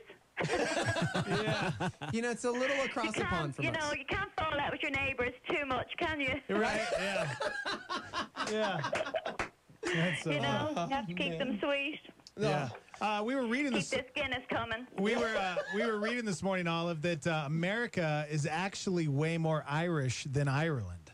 I'd imagine. I'd say we've actually got you got St. Patrick's Day going for us, and it's kind of dominoed back here then. I suppose way back it was more of a religious thing. Yeah. Than, you know, this big celebration and drinky type thing. It was more of a religious thing, but I think that's gone now, you know. I'd say the older people went to Mass this morning, and not that I'm very young, but, you know, I wouldn't be that old. But I think the religion end of it is not just, you know, as important as it used to be. Yeah, definitely. You know, especially to the younger people. Yeah. Amen. Are you still painting? I still paint, yeah. Maybe not just as much, but I have a commission to do now before I go on my holidays. I'm heading to the Canary Islands in a week's time, so we're heading to the sun for a week. Beautiful. So it's just a week. That's great. But it's nice, yeah. I have to get the case packed now during the week, and we'll head off next week. Very cool. So that's nice. Something to look forward to, yeah. Yeah. What's the weather like over there? Is it, nice? This week was absolutely lovely, and it's been mild, you know. But today, unfortunately, now it's overcast, raining. Yeah. But it's not cold, you know. It's not cold. Yeah. Gosh, You I still want to go need there the so bad. brolly. Yeah. So green over there, I bet. Yeah. It is beautiful, I have to say. But Yeah. you see, it wouldn't be so green if we didn't have the rain. So we can't complain about that too much. Yeah, you know? we're complete opposite. Yeah, and would like a lot of people over there now. Would they wear green today? Yep. Yeah, we're not Would wearing they? any green. Yes, a lot of people do wear green. We're not wearing green today. Not wearing green. Okay. No. We think the sure, pension play an thing is Irish stupid. song or something. Yes. We have been. Do something Irish, yeah. You two well, apart all from you morning. talking to me now. Yeah. Talking to you, listening to you two. Yep. That's about it. Yeah, oh, lovely. You like you too. Oh, greatest yeah. band in the world. Hey, I'm going to Guns N' Roses. No! They're playing here in, what month is this? That's great. April. Yes. Yeah. That's not far away. Heck yeah. Guns N' Roses. Yeah, I love Guns N' Roses. That's awesome. That is my favorite thing you You are said the this morning. coolest woman ever. Really? Oh, yes. Yeah. Appetite for Destruction was my first cassette tape when I was a kid, so I have fond memories of Guns N' Roses, of course. I'm older than you guys, but I went to see them 20 years ago in Slane. So to celebrate, you know, we left it on a double-decker bus. Oh, wow. Which was funny. Like, you know, a two-story bus, a double-decker bus? Yep. I've seen Harry Potter. Yeah, that's how we left Slane 20 years ago. So hopefully it's a little bit better this time around. Man, that's so funny. Yeah, but I hope they sound as good as they did then. They're very good. Yeah, that's great. Yeah. So great to hear you, Olive. I know you want to get out and celebrate today, so. That's great. It's great to hear you too, guys. Yeah, for sure. And how has Aaron been? Aaron is doing really good. He's making, he's building legacies, I guess is what I should say. Absolutely. Lots to do with houses and stuff. Yep. He's selling homes, and he's doing pretty well. His family's good. His kids are getting great. big. Yeah, he's doing really good. I know he would have loved to have talked to you. Yep. I just thought you'd have gotten fed up ringing me at this stage. No, never. Yeah. Oh, man. No way. People. Well, I'll be. You know, when you rang me the very first time, I don't know whether you remember. It was such an accident. Yeah. I think it was like a pin and a map type of thing. Yeah, it was. And, we kind of just were calling pubs See, all I've around. must be about 15 years now that you're ringing me. I don't know, good 12, 13 anyway. Yeah, it's been a lot. It's been many years for sure. It's really nice. Yeah, we have a text line. Well, I'll be heading to Daly's later on. Sorry for speaking over you there. That's okay.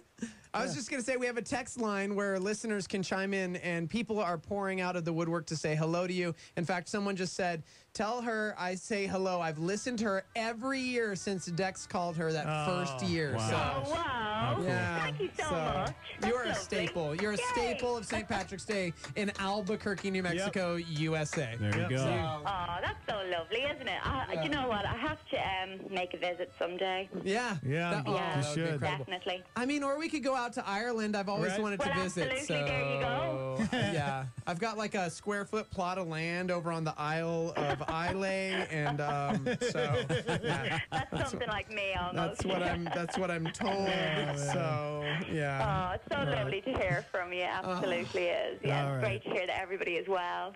All right. So great, Olive. Well, But I'm definitely going to have a few drinks later on. Well, coming up, I'm actually going to talk about how Guinness got started and the story of how God was behind it. And one of the more... Don't know about God now, that one. You know, I'm telling you, you need You to get... never know. Here's the thing. You need to get a book called The Search for God in Guinness, and it talks about the story. The Search for God in Guinness, yeah, okay. And how it changed that Can you imagine region. me bringing that into Dailies and they're all there having their drinks? Do it. I'm telling you, it might change some perspectives. Oh, so, they say, here's this yeah. crazy woman again. There you go. All right, Olive. We'll let you get down to dailies and tell everybody from America we said hi. Wait. There you Well, go. Salon last August Bannock. And thank you so much for talking to me. Yes, of Olive, course. We'll talk to you love soon, Olive. That's goodbye and thank you. There you go. Love you. Okay. Bye, Olive. All right. Bye. Bye-bye. That's so cool. Good job, Steve-O. I will never You will never give up. Never relent. I will never surrender. We will talk to Olive on St. Patty's Day. By golly. She is such a great person. She's phenomenal, I man. can't believe it's been over 10 years that I've been calling her. That blows That's my mind. crazy. Yeah. That is nuts. That's so cool. Edge Army members were chiming in out of the woodwork. Converted Starmy members. We'll be back in a jiff. Who's Jeff? Jiff. Oh, like the peanut butter? Not the peanut butter. Pastor Jack Graham and a Star 88 Supernova. It's very vital that you learn good conflict resolution in life and in your marriage because conflict is inevitable. How you handle it. There are no problems too big to solve, only people too small to solve. And there's no problem that you cannot face in the power of the Holy Spirit, and if two people are working together, you can resolve the conflict. Say, Jack, do you and Deb ever have any conflict? You ever have any arguments? No, we don't have arguments, actually. We can be heard discussing things several blocks away from time to time. Sure, we have arguments. Sure, we have discussions, but through the years, we've learned to manage our misses and to be successful in resolving conflict along the way. Catch Pastor Jack Graham, PowerPoint, broadcast weekdays at 10:30 a.m. on our sister station, KNKT. Louis Giglio challenges us to conquer giants in this PowerPoint. You are the person you talk to the most. You see most things through the lens of you. Your view of the world, good or bad, is determined by how it affects you most of the time. Do I move toward this or away from this based on how this impacts me? Your view, most often, your view of you, your view of your worth, your view of your ability, your view of God, your view of God's ability, all that is primarily informed by you. We are in love with the phrase, I think. So a situation comes up, a conversation emerges, there's some debate or some discussion, and we love to enter into the moment with, well, having all that, I think X. We even say to God at times, I hear what you say, but this is what I think. And at the end of the day, we are flying down roads to nowhere, foot on the gas, convinced that somehow we won't run out of gas and we'll find a shortcut and make up time. And at the end of the day, we'll have a story to tell. That's a PowerPoint with Louis Giglio on Star 88. And we're back. We are back! The Morning Invasion. Come on, sleepyhead. Time to wake up. Coming up here in just probably 1 minute. Or less. Oh, my gosh. Or less. Good morning. Hey, good morning. How are you? Hey, Carl. It's your old buddy Carl. Hey, man. Carl What you up from to? New York. What you doing? Stand by a second, guys. Okay, goodbye. Okay. Yeah, pretty much. David, David Morse and I are chatting on the side here. Would you like to talk to him as well? We would love to talk to him. All right, man. Here he comes. Outsiders. WGN. David Morse. Right. Good morning. David, good morning. Good morning to you. How are you doing? Great. Fantastic. Man, I'm so excited to have you on the show this morning. Had a chance to sit down with you at New York Comic-Con when season 2 was not even out yet. So talking then about what to expect, and I got to tell you, dude, this is one of my favorite shows on television. So really excited to talk to you today because some crazy stuff happening We're in the big Outsiders. fans. We're big fans. Yeah. Well, you're making me happy to hear that. Yeah, it's a pretty good season so far. Yeah, I would say, man. So when we talked last time, you know, at that round table, had a chance to talk about what to expect, and of course, you had to be very coy because at the end of season 1, well, big ol' Foster Farrell, he was dead or not. Yeah. And now, obviously, we know with your character, you are alive and kicking. And if anything, the big shocker was episode 1, Asa Farrell. You know, I think this whole season I've been expecting and waiting for him to come back because of the supernatural element. And now, some episodes in, starting to realize, wait, this may be a permanent thing. I think that's one of the things that we all have to watch out for on this show, that any of us could go at any time and not get too comfortable. Yeah. And I think, you know, there are other shows that have set the example for that. You know, Game of Thrones being one. Yeah. And I think that's just, you know, it's good storytelling. I agree with that wholeheartedly. I know. Speaking of storytelling, I know when we were talking before, and the Peters were there as well, and Peter had mentioned that the only things he ever really steals from are the Bible and Shakespeare. And so with your character, we've seen a resurrection, and we're seeing a different Foster. He's kind of, I mean, he's still got that anger, but he seems to have changed and truly cares about the clan. What can we expect with your character going forward in season 2? Is this real? Is this a permanent change? Well, that's one of the things we talked about. Originally, Big Foster was only going to be there for 1 season. Wow. And we all kind of, or they, you know, the creators, and when we got about halfway through the first season, people started feeling like maybe this character should be around a little longer. They still wanted to kill him at the end. Weren't sure if he would come back or not, but he just seemed too central to what was going on in that world. So we thought about, you know, if he really, really had that kind of death experience, what that would be like. And, you know, when people go through those things become clear to them, and that is family and the people they love. And, you know, Gwyn is the one he suddenly was in love with, and his son, and the clan. And all of that, I'm going to tell you, I would love it to go well, but this is the mountain, and he is Big Foster. This is true. And you're going to have to wait and see. Oh, man, incredible. I'm such a fan of your work, man. You were one of the raddest character actors on the planet, I think. And, I mean, dating back, for me, The Rock was one of my favorite movies. And so, of course, The Green Mile, many people know you from so many different things. Are you excited that you do get to stick around? I mean, obviously a fantastic show. Were you hoping to stay for some time? Yeah, I mean, the reason that I wanted to do it is I felt like, even if it was going to be for a season, I felt like we're seeing a new world on television. It has elements of things we've seen before, but just putting them together in this kind of package just felt like kind of fresh to me.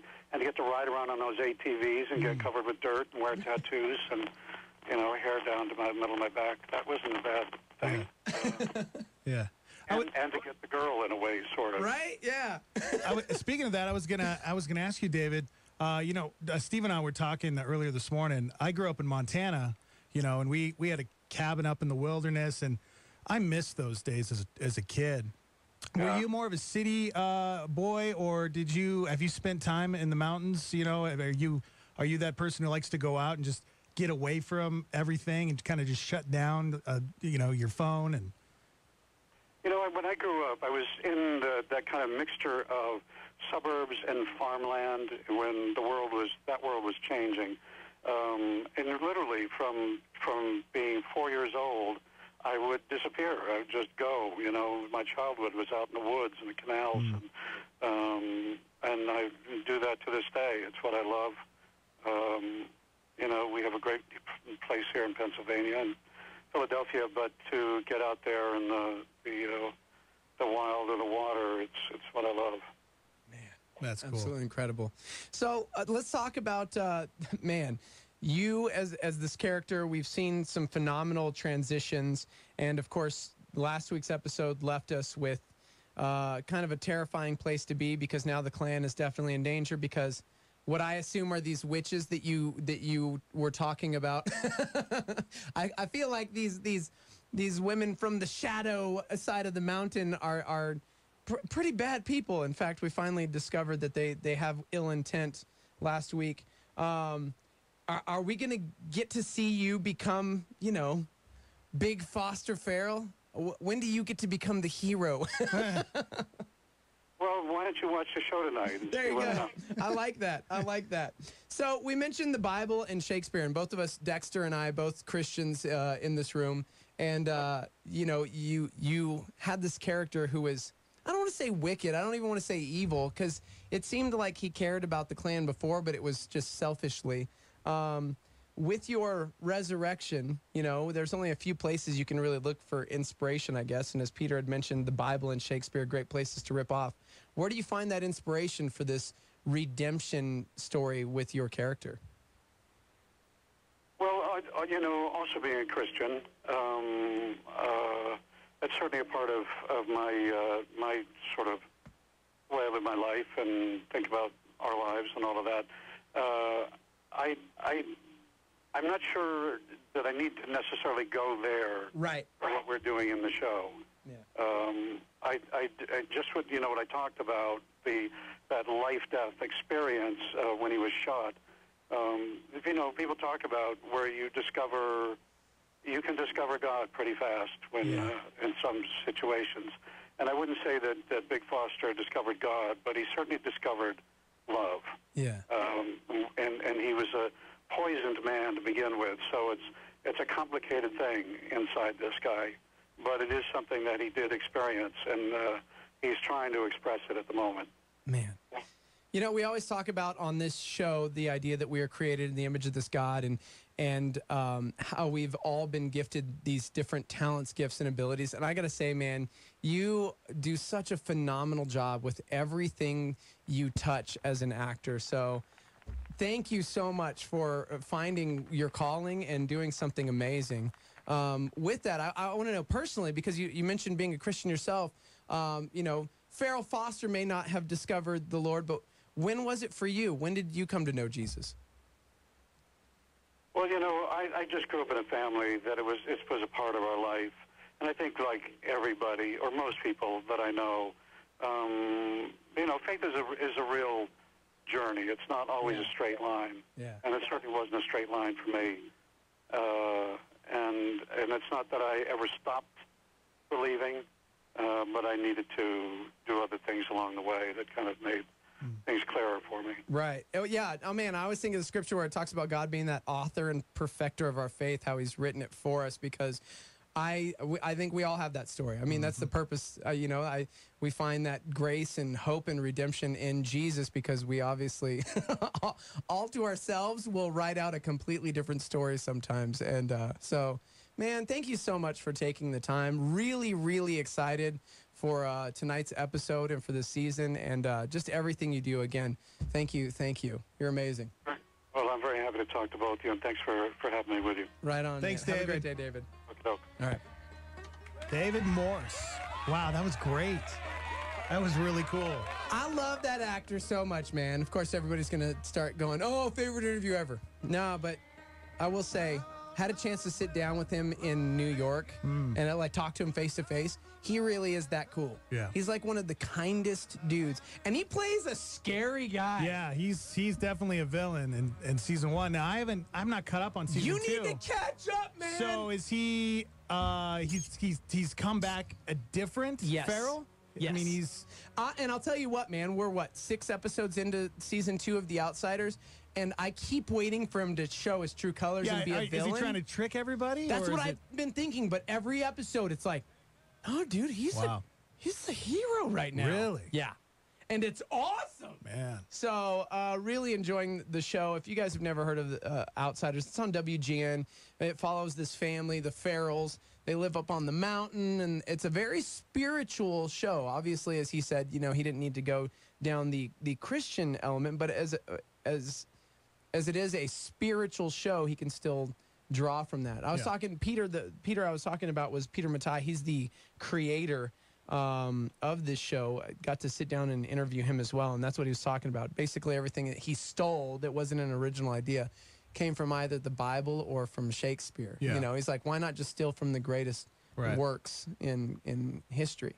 And so, yeah, you see this family on this mountain, and they're definitely backwoodsy. And yeah, this is a family that they've been. How long have they been a family? For? Generations, Generations. man. So Generations they've on this been mountain. out in the wilderness, away from the town that's next to them. I mean, they live on the mountain. Here's my thought. I was wondering if you had the same. You thought the same thing while watching the show. If this situation happened in real life, how would we handle that? I mean, would the government step in, military step in at that point and take over? Well, not to get like political on the situation, because I think we still have this in certain areas, but it's different because on the show, it was sovereign land given to them.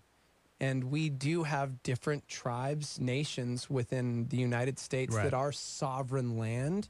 And so we do not, cross those boundaries. But then you see, we could talk about the pipeline. We could talk about, because I think there are situations in the United States where things like this do happen. And it's interesting on the show to see how they handle it, because you need to catch up. I don't want to ruin things because it gets a little crazier. Obviously there's some stuff happening on this mountain that was this land that was given originally, and it kind of parallels some things happening actually in America now, because essentially the government finds out that, oh, there's oil, and we need to get up there. We need to drill up there. And it's like, well, you can't just do that because this is their land.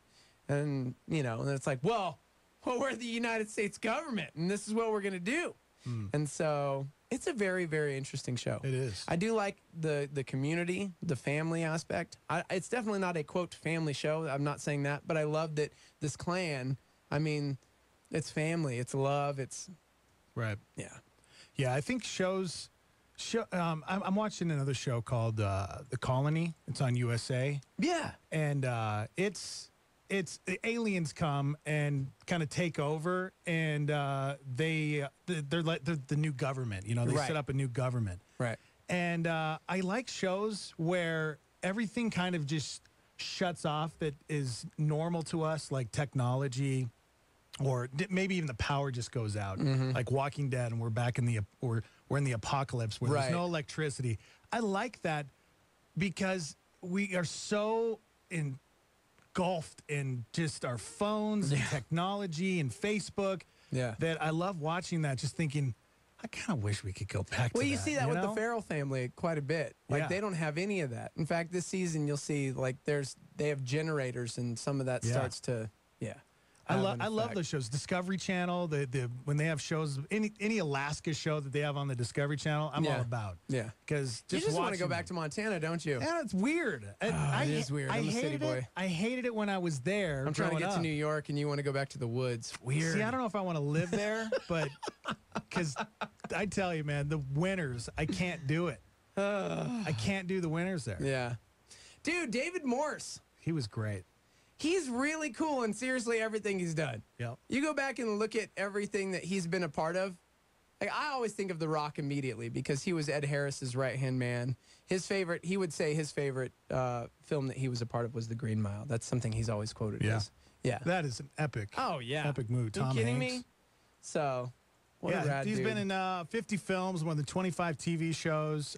His first TV role was in St. Elsewhere as Dr. Jack Morrison. Always very, very cool to discover a guy you're a fan of as a believer. You know what I mean? Yeah. It's like, oh, cool, man. Right on. I loved what he said, too, about that. I loved how he was really talking about how his faith hasn't, he hasn't always, walked that straight line, because it's not the way it is. That's not how our faith is. Right. And all of us, I think, can look back, especially if we're like, I'm 37. Yeah. And when I look back on my walk with the Lord, Oh my gosh, it is very zigzag and up and down. And there are times when I didn't want anything to do with God because I was mad at him. There were times when I was crying out to God. There were times where I just felt just this. Yeah, I don't nearly need you, Lord. You know, You had the valleys and you had the peaks and you had No, I loved that. It was great. Yeah, and that's the way it is. That's our walk. Yeah, welcome to humanity. Welcome to as our boss Chip a few weeks ago. He taught a message on Romans 7. That's it. Like that dual. You have the spirit warring with the flesh, and it's like and there's no magic pill. Right. Yeah. And we're gonna you get deal with saved. that That doesn't mean everything's going to be great. But that's not it. It's about the fact that we needed a savior. Yeah. And we find that in Jesus. And we're reconciled to God. And it's not like, now you have to go do this, this, this, and this, and this, and this. That's it. That's the gospel. That's why it's the good news. Yeah. So it separates it from literally every other religion. And there's no works that we can do to attain a better status. You just can't. Yeah. It's all because of Jesus. I love it. Yeah. Are you kidding me? Sweet. I'm so glad that it's like nothing to do with me, because I would completely ruin it. Yeah. So true. It is. Yeah. Oh, now I'm nervous. Oh no. Oh, okay. Don't be nervous. Hold on. Take a deep breath. Deep breath. Hi. Oh God, I'm nervous. Okay, sorry. Okay. From the Okay, top. one more time. From the top. Hold on. No, hold on. Hi. 3. Hold on. No, it's bad. It's so bad. Okay, in 3, 2, 1. You go to Calvary Nob Hill and feel obligated? You listen to The Edge and feel like you need to take a shower immediately after? Is your ex-wife a witch? Have I got the radio show for you? The Morning Invasion with Star 88. All right, bye. You know what? Well, we were going to give you a T-shirt. We were going to give you a T-shirt. That was so good. Oh, man. My dad's a cowboy. No, dude, he's like one of the original You're gonna kill cowboys. your dad. I'm going He's to gonna kill have a heart attack over He actually this. has been in the hospital. Oh, gosh. Why are we going to ruin Gotta pray it? for him. Oh, no. My dad is basically Clint Eastwood. Someone says if Star Wars is #1, then Firefly is #2, and that just became my favorite new member of the Star Army, because that's so true. I'm trying to think what my dad would say. Hello? Hey, Dad, it's your son, George. Okay. Hey, who? It's your son, Joe Stuff. Yep. Or Dex. Or, you know. Which one? Yeah. You only have one. Yeah. Well, you have 2 sons and a daughter, but only one named Joe. It's getting uncomfortable. Dad, I heard you were in the hospital. You okay? Yeah, I'm fine. Yeah? What'd they say? What'd they say? They give me 24 hours. Oh, well, at least we have 24 hours. That was 3 days ago. Oh. So. Any minute now. Yeah, man. Yeah. Walking miracle. Yeah. Okay, let's get serious. Okay, let's just get serious. Okay. We have this list that some website made up, and it was the top 10 best Western films of all time. And you're a huge Western fan. What, in your opinion, is the greatest Western film of all time? A series? It could be any. Yeah, it could be a series or a movie. You pick. Gunsmoke. Not on the list. Not on the list. Name another one.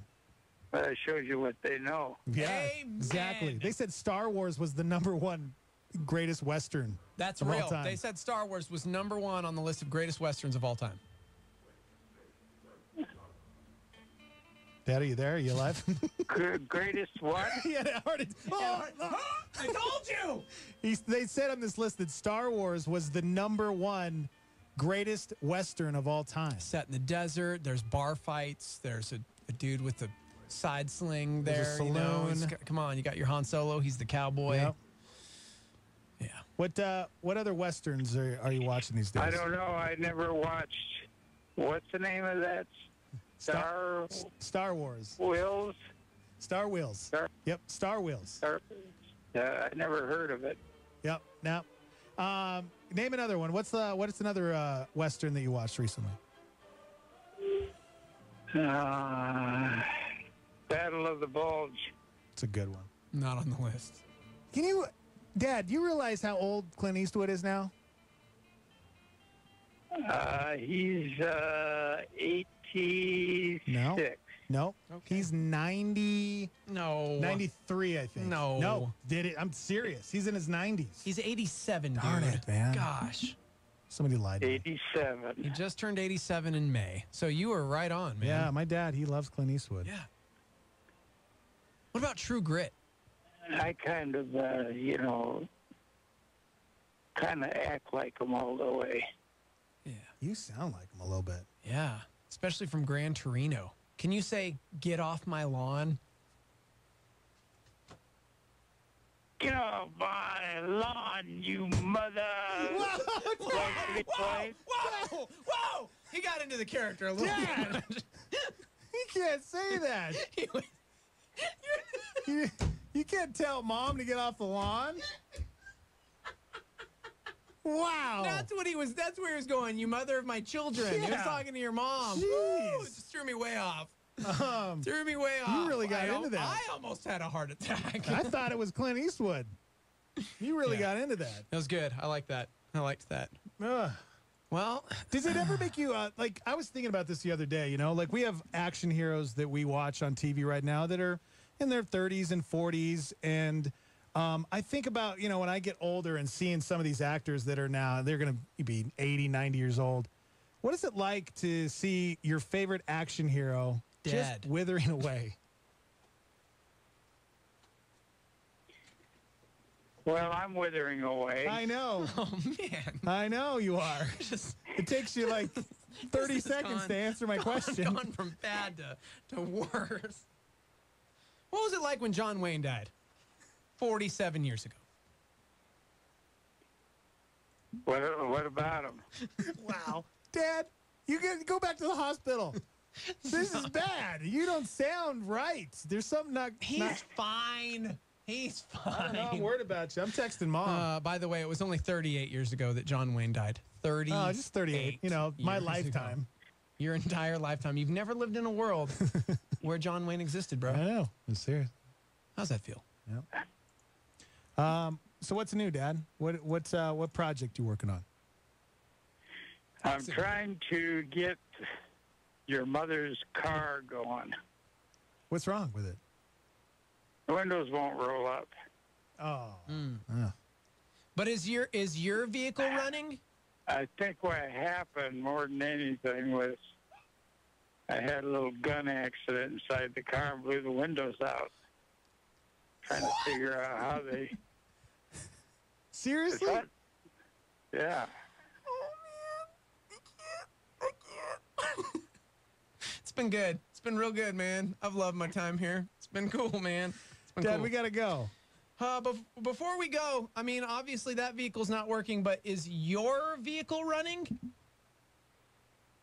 No, your mom's driving it. Oh, well, there you go. Just really trying to set up a joke. Love you, Dad. Hey, what's your name again? Okay. I'll talk to you soon. Okay, bye. It's my dad, everybody. Man, pray on for that note, I need to call my mom so she can get him to the hospital as soon as I'm so glad possible. we asked him to do a Clint Eastwood impression, and as Chris said on the lifeline, thankfully not a Samuel L. Jackson impression. Morning invasion. It's hot and blazing. Certain altercations. Out of frustrations. Morning invasion. Still on probation.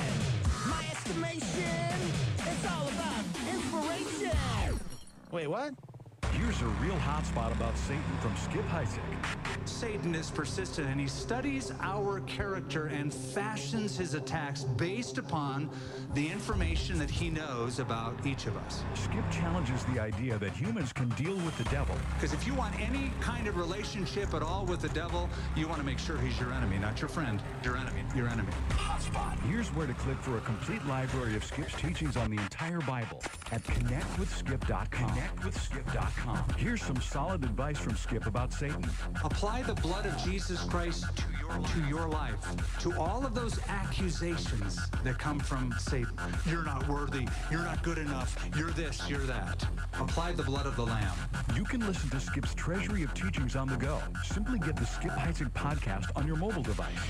God loves you and has a wonderful plan for your life, and Satan must operate under divine parameters. How can you be certain God's working in your life? Well, James McDonald has a word just for you. So listen up. Romans 8:28 says that God is causing all things to work together for good to those who love him. Now, do you believe that? Do you believe that God is causing all things in your life to work together for good? It's remarkable. My bad choices, your bad choices. I'm not under the power of anyone. I'm under the power of God. If God allowed it to happen, he's promised to use it for my good. I'm under the mercy of a loving God who has promised to work all things together for my good. That's Listen Up from James McDonald. You can learn more about cultivating your relationship with God by going to jamesmcdonald.com. Listen Up is a production of Walk in the Word. This is Star 88 at 88.3 FM, KLYT, Albuquerque, Santa Fe, and online at star88.fm. The Morning Invasion with Dex and Steve-O on Star 88. My mom lives up in Montana. She works at Costco. She is one of the greatest moms in the world.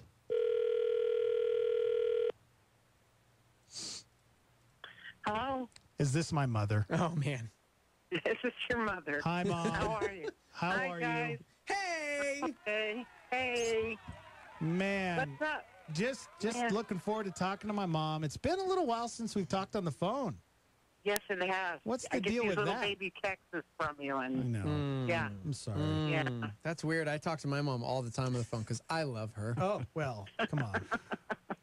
Come on. You can't ever get Dex on the phone. I know, right? It's the worst. Now, did he get that from you? Like, did you like talking on the phone in the past? I or- don't like talking on the See? phone So ever. this No. is it. Cat's in the cradle and the silver spoon, Mom. You raised him like this. Yep. Now he doesn't I like know. talking on the phone, and I can never. I texted him yesterday. He never even texted me back. Yeah. I know. I get the same thing. I have social anxiety, guys. Oh, he's you the know. worst. And it's funny because communicator. my dad is like that too, a little bit, right? Yeah, a little bit. A little bit. A little bit. Not your brother, though. No, that's what's so weird. The three of us are exactly alike, and then you have Michael John, who is. Oh, yeah. He came from another Is he planet. adopted? Just be honest. Let's talk Oh about my this. gosh. No, I can assure Mom- you he was not adopted. Mom, no. come on. No, we don't want to know. It'll be fine I believe her. I believe her. Let's leave it there. He's like 40 now. Real life drama on Star 88 Yeah. this That's morning. right. Yeah. That's the Toast Legacy drama. There you So go. we were talking yesterday about phrases that moms use. Did you hear us talking about that yesterday? A little bit, yeah. Yeah, and the phrases that I can remember, maybe you can, if you can think of any, that would be great. But I remember you saying, "It's far from your heart." Joseph, it's far from your heart. That was something you always said It's to a me. long way from your It's a heart. long There way you from go. your Okay. Yeah. And your Yeah. grandma used to get so mad at me because she thought I was just horrible for saying that. Yeah. Yeah. Man. Yeah, I did remember. say that. It does sound kind of bad. Yeah. Well, Nah. I mean, you made me tough. Made me tough. I didn't want to hear you cry, and you just stub your toe or something. Just stop. It's a long way from your heart. Oh, I love that. Oh man. I'm going to use that. That's a good one. I really Yeah. like that one. And the other one is I can remember when I would be hungry or thirsty when I was a kid, and you'd be like, "Swallow your spit." oh, I man. didn't say Yes, that. you did. Don't you lie? Oh, swallow your I spit. think that was someone else. I didn't Okay. say that. My other mom. Yeah. Yeah. Yeah, your other mom. Yeah. Right. Right. That was so sweet yesterday, all those things you said about your mom. I cried. Did you? Aw. That you would remember that stuff. That was so precious. It Yeah. just touched my heart. You couldn't have done anything better. See, there you go. Did you Now hear don't my have to get her Did you hear anything. my list, Sam, that I made for my mom? I missed that part. I heard part of the show yesterday, but I didn't hear that part. So I made a list, and I kind of worked on this all week. Okay. And these are the things that I miss about my mom. I miss her home-cooked meals. Her fried chicken was just so delicious. My fried chicken. How about my cream tuna? Oh, no, that was not good, Mom. We hated that. We were like, why do you add this to the dinner cycle? Because she had like 5 or 6 meals that she would just cycle through. Yeah. I miss going to the store with my mom. I was such a mama's boy. I'd be playing in the junkyard, and then I would hear my mom like leaving the house, and I would run so I wouldn't miss going to the store with my mom. You know. I miss the Black Angus trips, you know, for our birthdays, because all of us would celebrate by going to the Black Angus Steakhouse. Yeah. And I always got the steak imperial with the crab and cheese sauce. Yeah. And, so you good. did. Yeah. And you were always there, Mom. You were always there at all my different sporting events. Basketball, football. That was the time of our life. That was amazing. You would travel just hundreds of miles just to come and watch me play. You know, even if I didn't even make it in the game, you know, it was like you would travel all that way. Yeah. And the soap operas we used to watch together. Oh, stop that. I missed that. That was the one thing that was ridiculous. We did not watch soap operas together. Stop telling people that. That's the one thing, Dex. Everything else was fine, but that's the one thing. I can't believe you're not going to... Watching soap operas. You're not going to admit that. But you know what? I'll let you have that. I am not. I believe you. Wait, which one I don't was believe it? Dex. Young and the Restless and Days of Our Lives. Okay. Yeah. I mean, I will say Like he's quite sands to the knowledged hourglass. in the show. These are Anytime the we days interview of somebody from it, he knows storylines. Mom, I know storylines. He still watches it. He Thank you. watches it now. That's is not true. exactly that's what I believe. That is actually. not So, true at all. I'm with you. All you have to do is true. ask Thank you. who shot Thank whom. you. Oh, man. I think one of my favorite memories of you is when you actually thought that my brother and I were smoking cigarettes. Oh, no. And we weren't at all. We weren't smoking cigarettes, but all of a sudden you started like yelling at us, and you pull out a pack of cigarettes and you're like, "Come here, follow me." And you took us out in the backyard. You pull out a pack of cigarettes This and you're can't like, be real. "You want to smoke cigarettes? Then let's smoke cigarettes." And you lit one up, and I'm sitting there going, What is happening right now? My mom is smoking a cigarette and she's yelling at me thinking that I smoke cigarettes. Oh, man. Well, Wow. I think every kid does that once, you know. Pulls out a, but you and your brother were so adamant about not smoking that was pretty foolish of me. Well, what's funny about it is that I did. There was a time where I don't remember how old I was. I'd have been 7 years old. I found a carton of cigarettes in the junkyard, and I would sneak back there and smoke them. Oh, my gosh. What are you doing? No, I'm dead serious. And when I ran out, I was done. It was like, well, I guess I'm out of cigarettes, you know? Oh, that's disgusting. It was. Mom, why is he? It why was are you? disgusting. You are grounded, young You man. are Am I grounded. grounded? Yes. Okay. Yes. You have to There's stay out of no. the junkyard for 2 There weeks. seriously is Yeah. no statute of limitations when it comes to confessing things to your mom. Yeah. Seriously. Yes. She That's has right. full authority to That's ground right. you. Yes. Man, I just thought it was so cool just Right. lighting one up in the junkyard. Okay. Yeah, well, Yeah. don't ever let me find you with any of those on you. right. You're in There you go. trouble. There you go. Amen. Oh, man. Well, I love you, Mom, and I miss I love you, I wish too. we lived closer, you know. 'cause I know. You're not I only wish a we good did, mom, too. you're a good grandma. You're Aw. one of the best Oh, grandmas. thanks, very honey. sweet. I appreciate it. They're going to make me cry, so I better say goodbye. Oh, no, don't cry, Mom. Don't cry. It's I love okay. you. Oh, Love you too. okay. I love you, Mom. All right. Love you guys. Okay. Love you too. Bye. Bye. Now You Now you're are gonna make a me. jerk. Now you're gonna make me cry. I hate you right now. I'm throwing something at you. You are the biggest jerk. You just made your mom cry. Sam's crying. I'm crying. Dang it! Don't look at Sam. Now I'm crying. Oh, Oh, I hate you so much. we live so far away. I'm not really Shut crying. I just have up, tears in my Dex. eyes. Gosh, that was That emotional. was very tender. Man, Oh, That was very tender. I have the best mom. I refuse to call my mom now. Oh, Yeah. nope, you're up, buddy. You're up. No! I don't wanna. Well, we can wait if you want to wait. No, let's get out of the way. Okay, let's just get Are it you over kidding? with. I'm like, no, I want to get through this segment. Is there a 'cause I box of don't wanna Kleenex do in here? Gosh. I'll You're just use such a Dex's jerk. sleeve. Why do I have to call my mom after good. that? Can I wipe my nose on your sleeve, Dex? I'm going to call her on Sunday anyways. I don't need to talk to her No, right it's now. a tradition. It's a tradition. Please don't answer. Please don't answer. Please don't answer. She Please be decided. She always answers. She went to Walmart. She always Hello. Oh, Mom! does. Beautiful. Hi, Good Mom. morning, honey. Welcome to the show.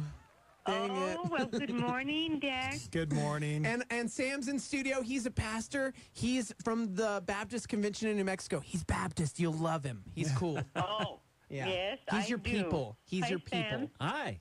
So we grew up Baptist. So yeah. Mom, Yes, we did. this is the annual we have to call our moms because it's Mother's Day phone call, and Dex just called his mom, and it got really sappy, so I refused to do that. So there's no crying, there's no stupid reminiscing. Here's what's beautiful I'm not about gonna this. confess any dumb things I did as a kid. He made a list for you. No. Of all of the things he misses about Shut up, Dex. being with his mom. Go ahead, Oh my Steve-O. gosh. No, I'm not doing this. I'm not going to do this. Hi, Mom. Hi, sweetheart. How was your day? You know,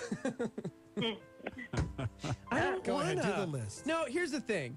I don't have to say things I miss because I still talk to my mom regularly. And it's because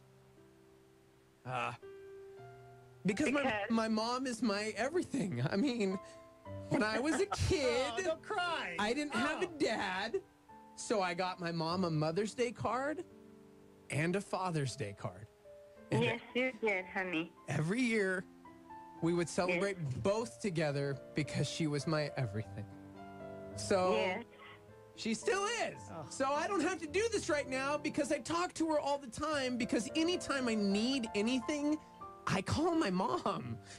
Beautiful. Do you know, can I tell you them something about you, Steve? Oh, man. I hate This you, is Dex. great. This is so Okay. great. Go ahead. Go ahead, Mom. All right. Your dad died, of course, at the end of the year, you know. And so, of course, we celebrated Thanksgiving and Christmas without him. And then, of course, here comes Mother's Day. And I used to like this store called Lena Stevens Oh. in Lubbock, Texas. It was her favorite store.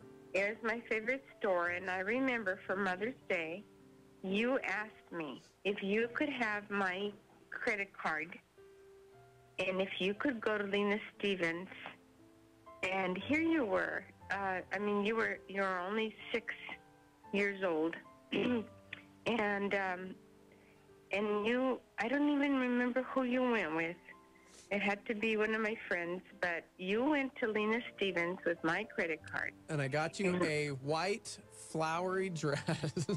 Yes, and you got me a necklace, and it had a little I don't know, a little gold thing, and it said "Mom" on it. And you bought me, I think 3 or 4 different things, but you chose them all, and it was the most precious thing you did for me because you didn't want me to miss out on Mother's Day. Oh. So that's the kind of special, wonderful, loving son I have. And I love you so much. It's a beautiful story. Dex, I hate you No, so you much. don't. This is so I great. thought this was Mother's Day.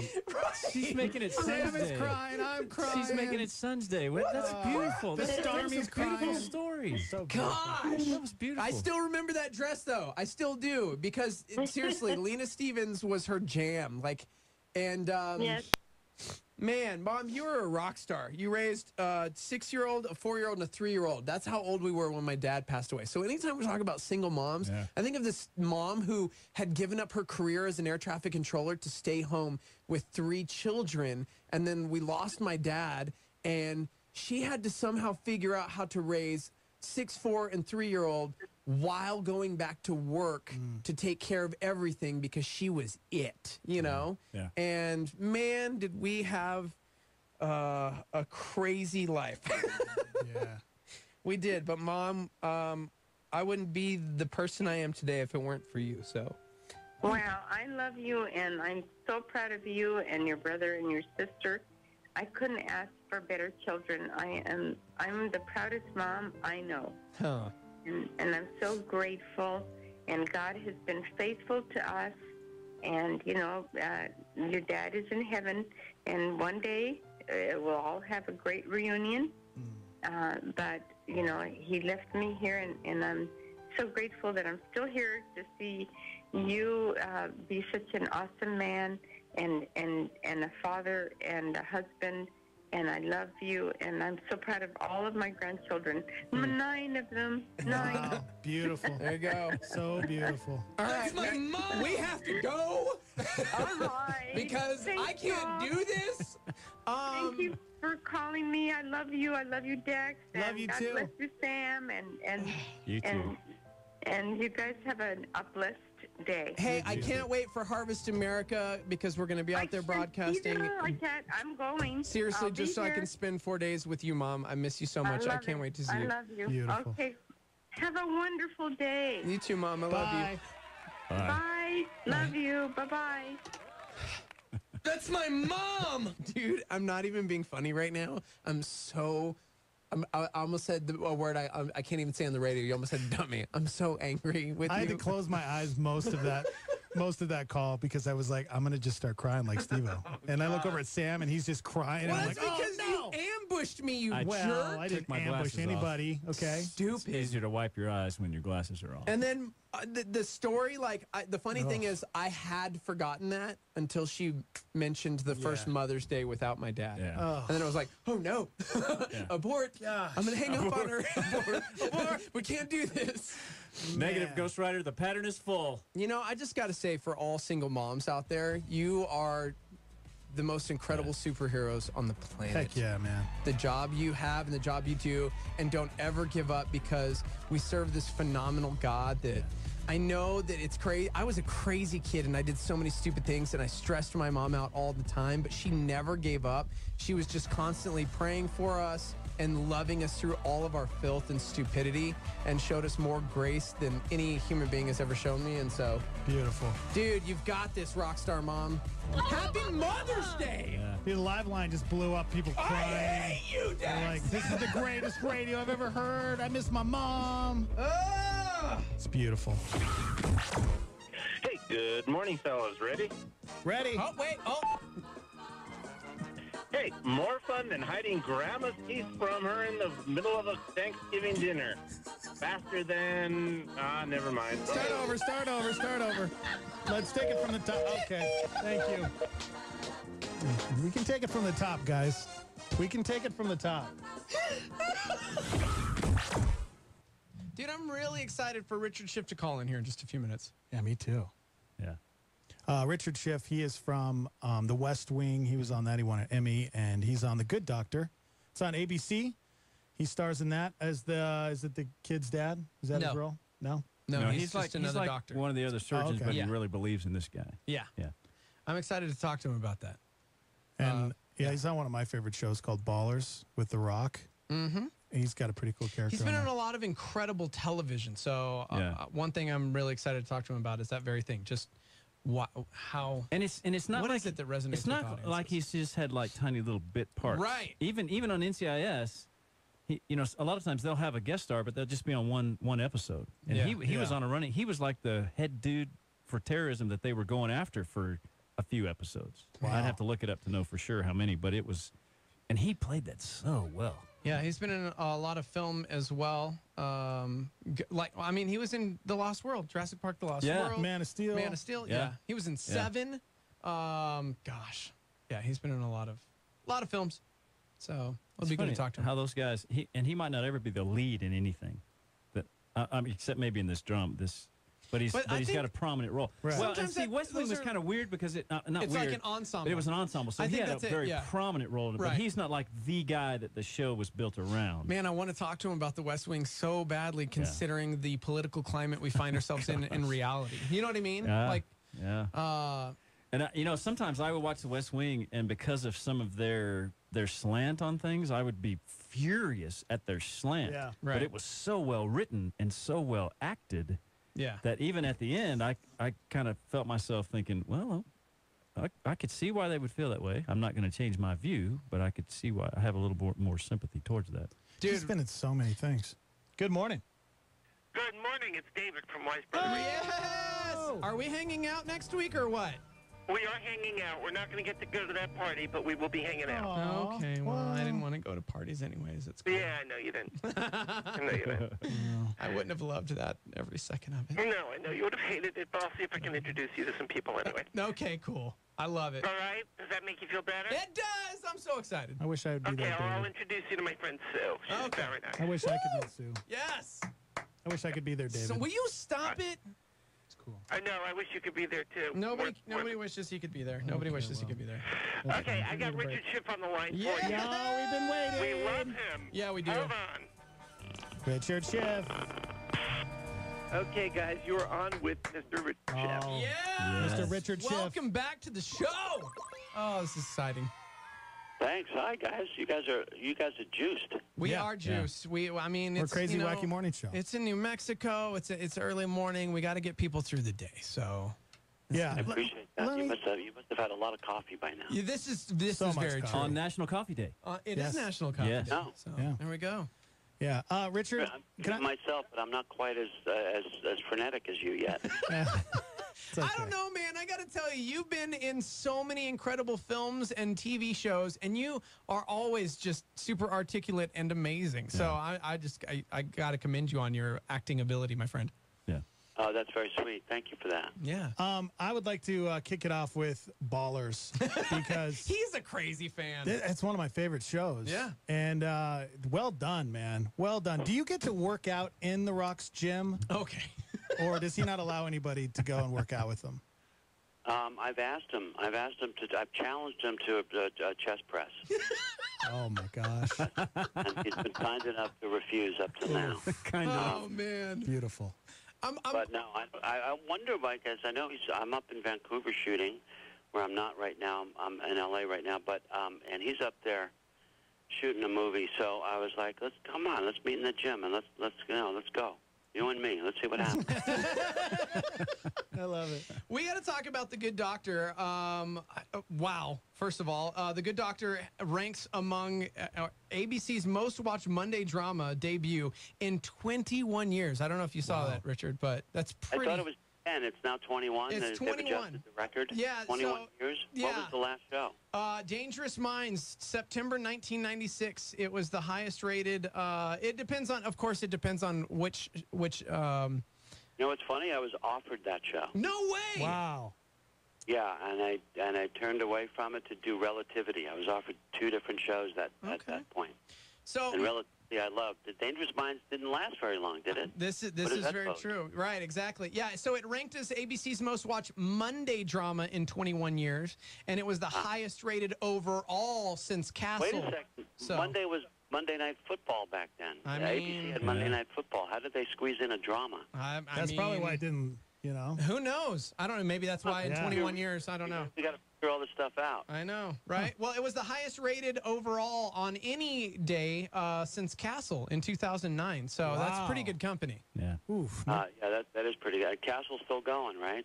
So we're 1 for 2 there. Is Castle still going?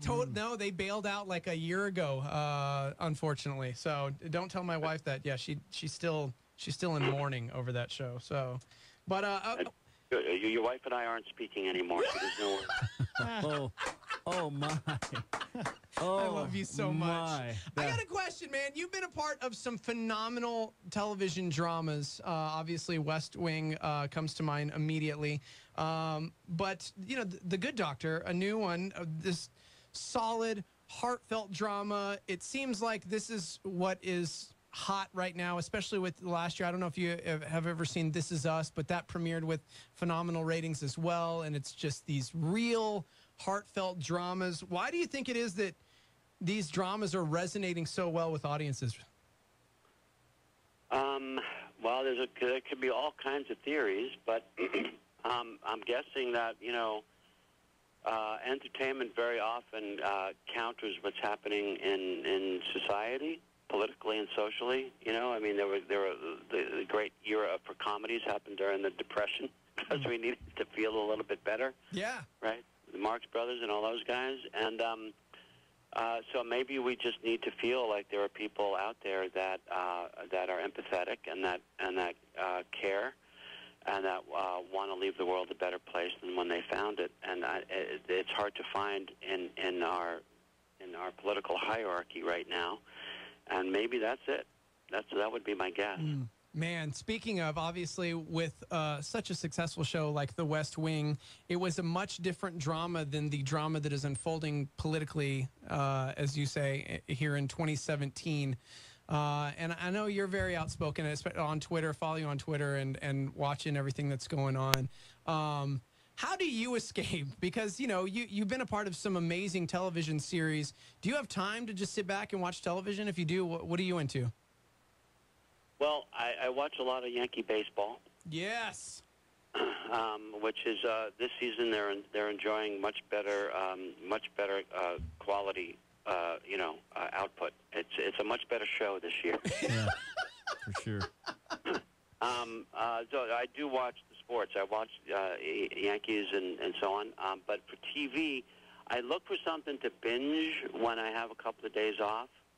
You know, and I just watched a show called Atypical, which is another show about autism, actually, which I loved. Jennifer Jason Leigh and Michael Rappaport, and since it was actually directed by the same director that directed our pilot, and Sony, same studio, very, very different show, and I loved it.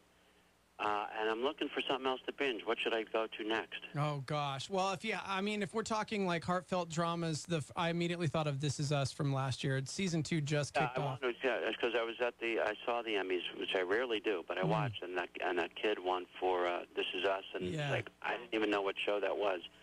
So I'm gonna look for that. Yeah, get ready to cry. Yeah, every episode. I'm gonna cry. Yeah, you're gonna cry. It's one of those, and it's funny you mentioned the idea of the audience wanting to resonate with kind of the opposite. It feels like a very real family drama. You know, the family's not perfect, the dad's not perfect. It's set in two different timelines, so you see what the dad did when they were kids and how that in turn shaped them as young adults. And so I don't know what it is about it, but it's well written, very well and written, well acted too. Phenomenal. Yes. Yeah. It brings to mind the other kind of oppositional entertainment. You know, remember in the '60s we had all these shows of the perfect family, because you were mentioning how imperfect this family was. Yeah, yep. That's right. Remember the uproar of the '60s and the civil unrest and the confusion of it. And when we had, you know, really nice households like Dick Van Dyke and My Three Sons and I forget the other one. You know, that's kind of interesting. Leave but anyway, It to Beaver. Brady Bunch. Yeah, Brady Bunch. Yeah, Leave It to Beaver. Yeah, I think it is very interesting. Yeah.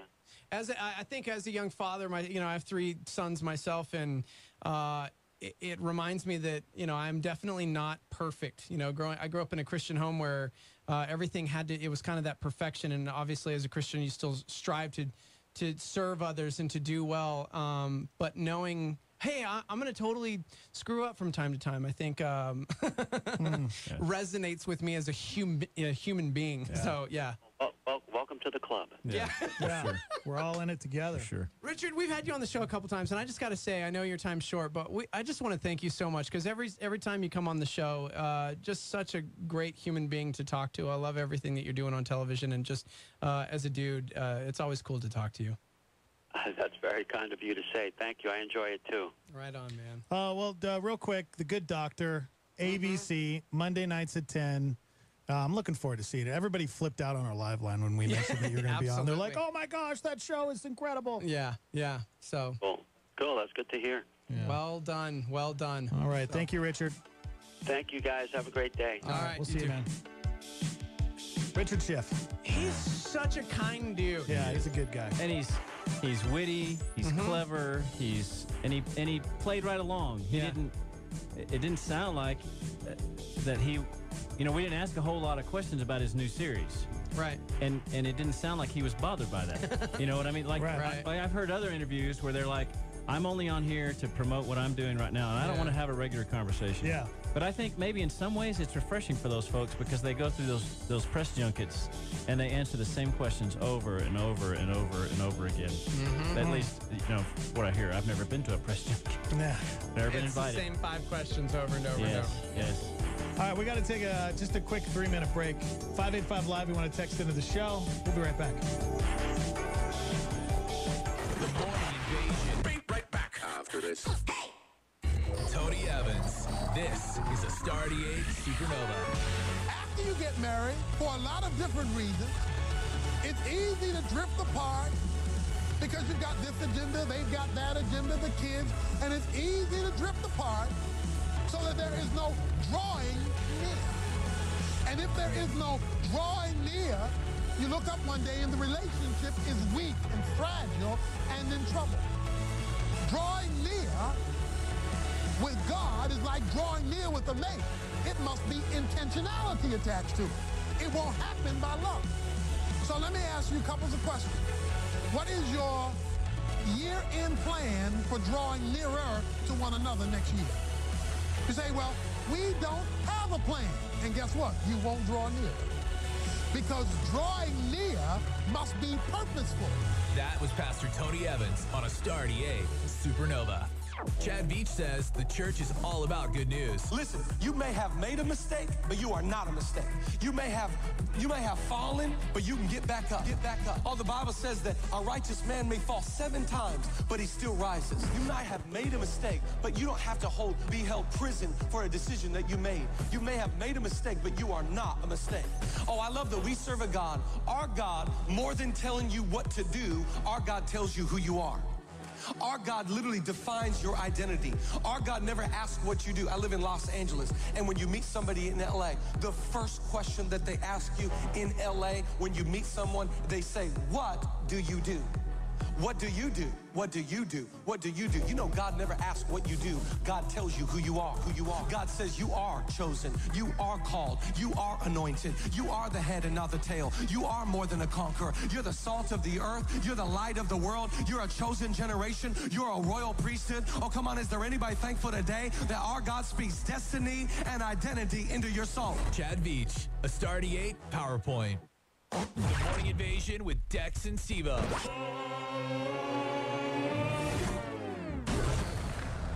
Before the break, we were talking about this guy who invented those annoying rules for choosing your passwords. Don't worry, guys. He hates himself, too. Yeah, he regrets it. Bill Burr, he was put in charge of coming up with the rules for good passwords. Yeah. And he wasn't even a security expert, didn't know much about the subject. And so frustrating. Yeah, he's that guy. So we kind of threw it out there. What were you put in charge of that, well, you had no business being in charge of? Yeah. 585 Live, you can text in, or facebook.com/star88FM. Remember the Stormy said, when I first started in home electrical, my foreman thought it was a great idea to put me in charge of wiring up a house on my own. Needless to say. No way. Failed the inspection. Yeah. Yep. Kyle said, I was an M1A2 tank operator fresh out of basic training. And for my first field operation, I was put in charge of changing the track on our tank after the driver popped the track. Dude. Oh, my gosh. So his line staff sergeant came to him with orders of changing out the track with a few of the other new privates. Thank God I paid attention to my drill instructors in basic. Not an easy task. I can't even imagine. Yeah. Can you imagine just fresh into basic training, fresh into the military, you're 18 years old and having to be in charge of millions of dollars worth of equipment? Right. Yeah. It's insane. Here's another one for me. When I was 21 years old, I had moved to San Diego and I was looking for a job in radio. So my sister, she was building her house, her giant mansion on the beach in Del Mar, California. And so she said, oh, you know what? We need somebody to help out with construction, you know, $10 an hour. I was like, okay, sure. So it was just grunt work. The foreman decided to put me in charge of building the elevator. Oh, no. What? Building the elevator. I don't know what he was thinking. Come to find out, they ended up firing him later on because he was drinking on the job or whatever. Like, yeah, he put me in charge obviously of building the elevator. I still text my sister every once in a while and go, how's the elevator? Is it working okay? Is it okay? Dude. Yeah. Athelia says, I'm an educator for our elementary kids. Enough said. Yeah. They put you in charge of children? That's great. Dude, I can't remember a time in a job where I was put in charge of something, but I remember we were moving I was helping a buddy move some stuff, and he had, you know, they're loading up the U-Haul and all this stuff, and he had this like scooter. At the time, I was like 15, I think, and I had never driven one of those. And for some reason, they gave me the task of bringing it up the ramp. Probably because I was like the skinny kid and everybody else is lifting like all the furniture and all these things. And I'm like, never driven a scooter. Never, I don't know what I'm doing. Right. And I kid you not, like I was so nervous, and I got it, and it's like, you know what you're doing, right? And instead of saying, actually, I've never, you know, I was like, yeah, no, I got this. And I went, and it started to go up the ramp, and like I didn't push on the gas enough, and it just went. And I fell off the side of the ramp and like wrecked, like broke the left mirror. Like I trashed that scooter. Trashed it. It was like, I've never done this.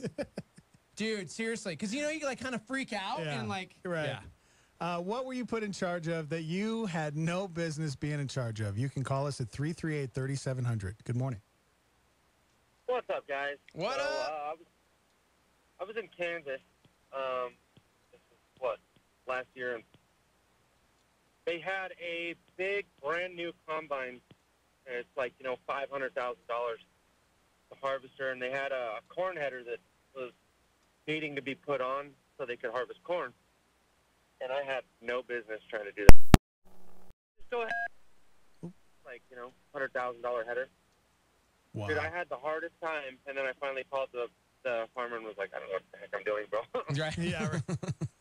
And I was like, I don't know what I'm doing, bro. You just take it from here. Yeah. Yeah. Oh, man. Love it. Thanks, man. At least he called and was like, hey, I don't know what I'm doing. How often are we put in a situation where we seriously have no knowledge, no experience, no expertise, and it's just like, oh, okay, I'll do fake it till you make it, am I right?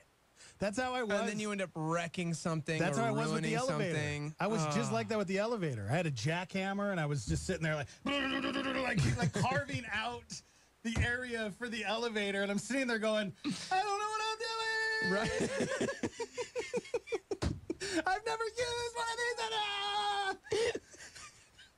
That's real life, guys. I built my sister's elevator. Oh, man.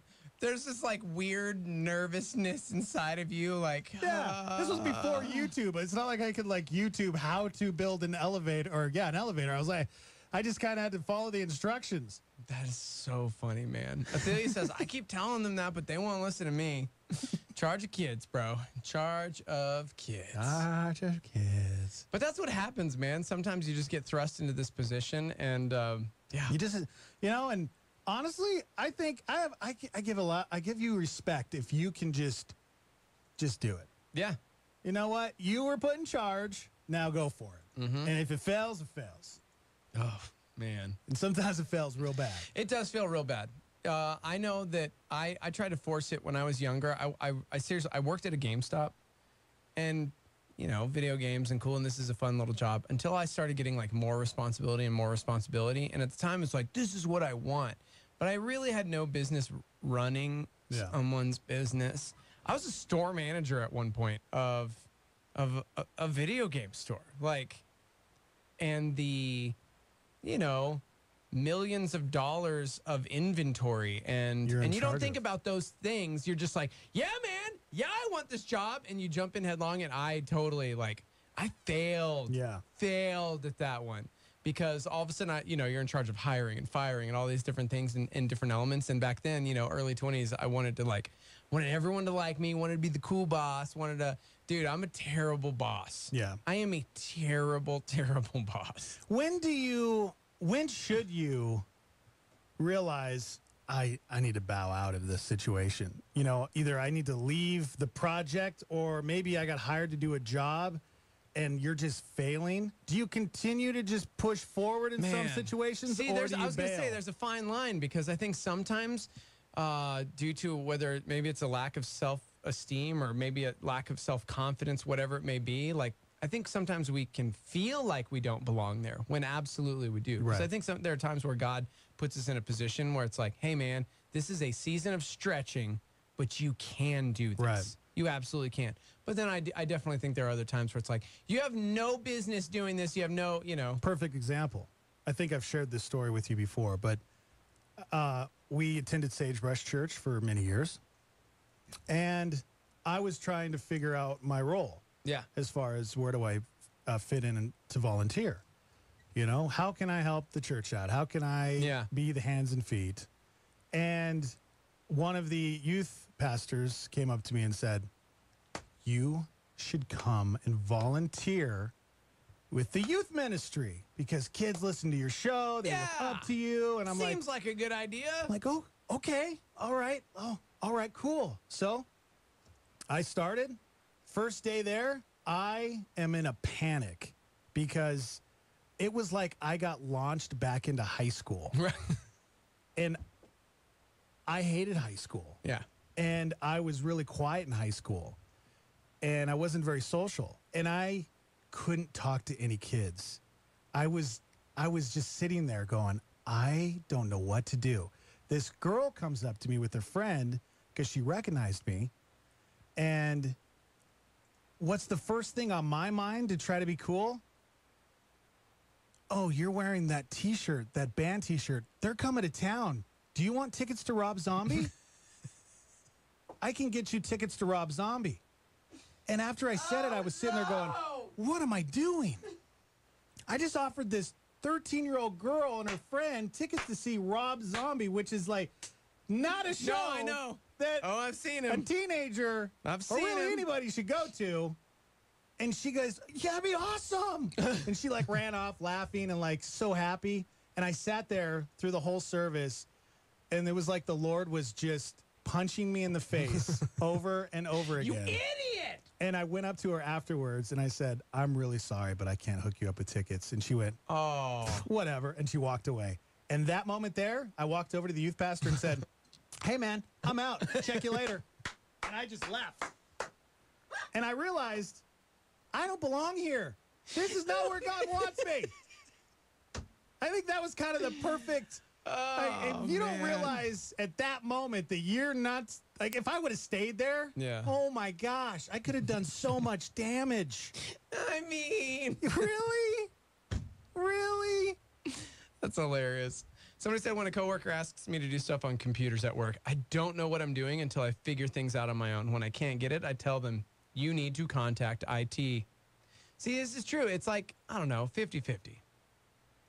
50-50, I'd say. Because there are times where you're thrust into a position where it's like, you got this. You just think you Right. can't do this, Right. but you can do it. Yeah, you got to go for it. Because somebody said, job you can't do, just let Google be your guide. Because it's true. There's so many times where, man, when the motor burnt out on our washing machine, it's like, how much is this going to cost?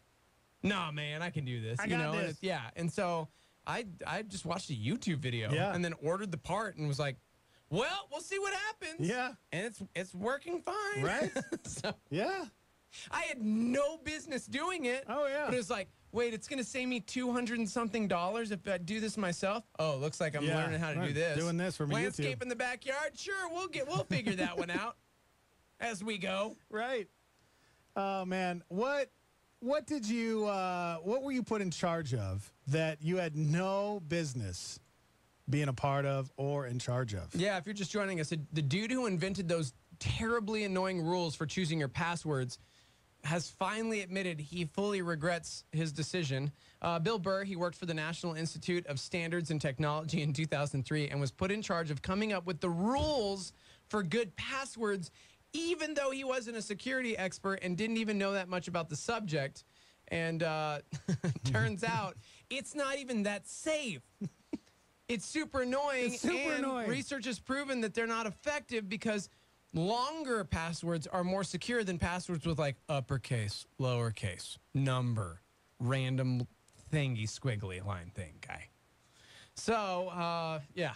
Plus, it's easier to remember, by the way, if you just have a long password. So, somebody said, and sometimes you get...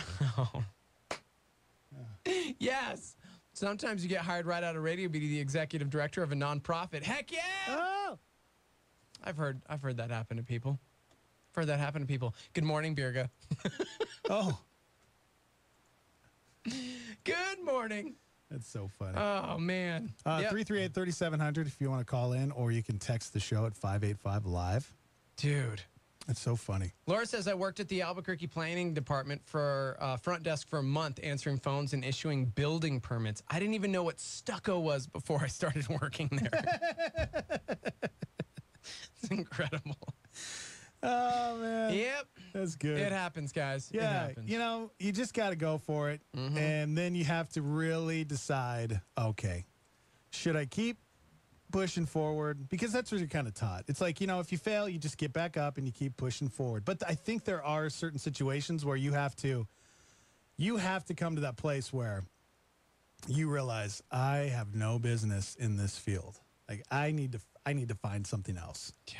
Like they should have never put me in charge of this. And then sometimes you just got to be faithful and get through it. Like, you know, I don't know. We're talking these big things, big places, and I can think this isn't one of those situations where I had no business being in, quote, charge of something. But when I started working here, I needed to provide for my family, and I was only part-time. And so I was looking around at, I don't know, things that I needed to do, places I wanted to work. Oh, this place offers. And I've told the story before, but I went to work at Starbucks because they had benefits for part-time and, you know, new family and want to take care of things. I hated coffee. Yeah. Like, hated coffee. Really? But it was... Like me? Yes. Really? Yeah, couldn't stand it. Because growing up, my mom drank coffee every day with the stupid... You remember those little tins? Yes. And then it was like coffee breath. Oh, my and gosh. like- I'm the same way. Yeah. So I hated the smell of coffee, hated everything about it, but I put in for a few places, and Starbucks was the one that, like, well, there's benefits and there's this. And so it wasn't necessarily a situation of like, oh, well, I have no business being here. It was just I didn't want to do it. Yeah.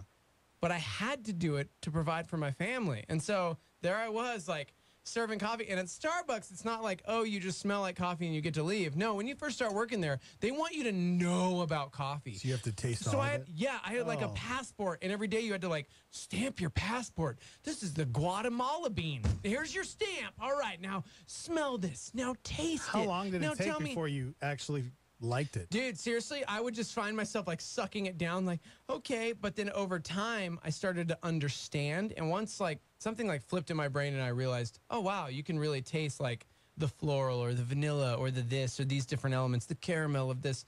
I really, in turn, now I love coffee because of it. But Wow. dude, I'm not kidding. I would come home just upset because I would get You there smelled at like like coffee? 4:30 in the morning. Yeah. You're stinking like Why have coffee. you've never shared that with me. Yeah.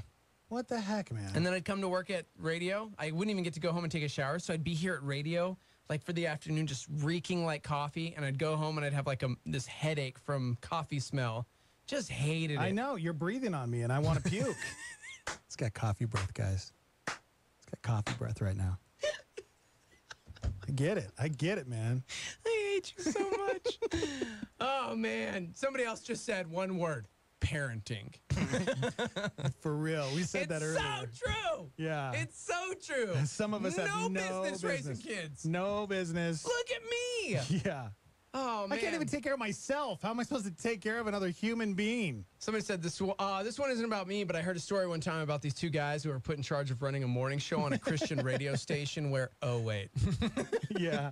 No, but it's so true. Dude, you know, I joke about this from time to time, and I know it's terrible, but the very real fact is my father passed away when I was 6 years old, and so I was terrified to be a dad. Because it's like, I have no idea what this entails. I have no business doing this. Right. And on the flip side, it's one of the raddest responsibilities on the entire planet. Yeah. You know? Yesterday, building a shelf with my son Brody, and that was a lot of fun. Right up until he started dancing and snapped one of the shelves in half. Oh my gosh. That really happened yesterday. But on Instagram, all everybody saw was, we're building shelves. Did you lose it? Here's the final product. Oh, poor Brody. Yeah. Well, before I could lose it, he just started bawling and he ran away. Because he knew that he was going to get a spanking. Oh, he knew he was going to get in trouble, which is Oh. hilarious. I've never spanked that kid. He grabs his butt and runs away. I'm like, I've never touched you. You're so spoiled. Yeah, but what about Jack? He's seen what happened to Jack. It's so funny. So coming up, actually, I've got a really great story about what really happened yesterday when Brody smashed through some shelving. 585 Live, you want to text into the show?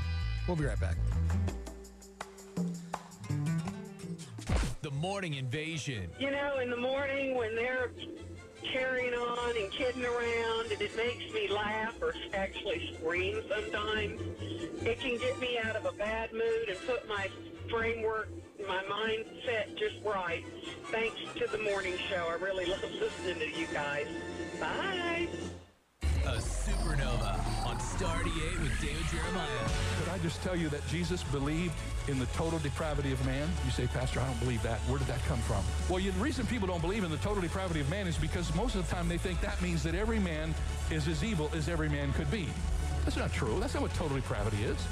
Total depravity isn't being as bad as you could be. Thank God for that. But total depravity means that in every part of every man's life, evil resides. That every one of us have the disease of sin, and it has affected us in every part of life. If you just look at the list, you will see it has to do with sexual attitudes. It has to do with pride and envy. It has to do with evil thoughts.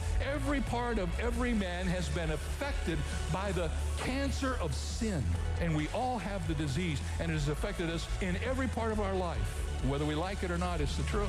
Turning Point with David Jeremiah. Don't miss it on our sister station, KNKT, weekdays at 11 a.m. on 107.1 FM. This is Groundwire with Sean Dunn. How's life treating you these days? Is it good? Are you where you wanted to be?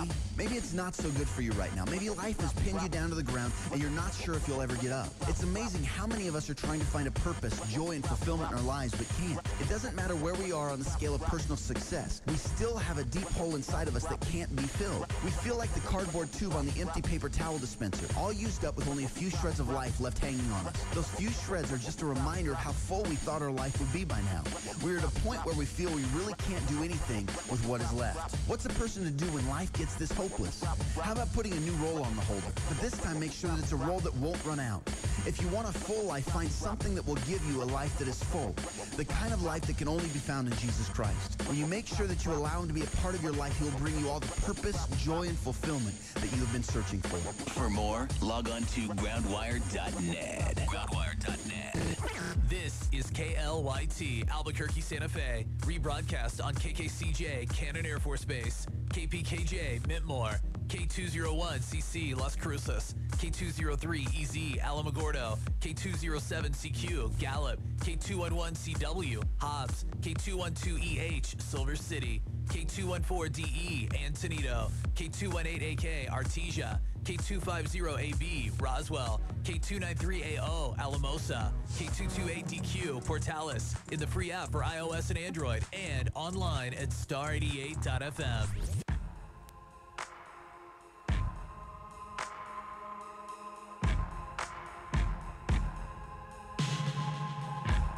When everyone you thought you knew deserts your fight, I'll go with you.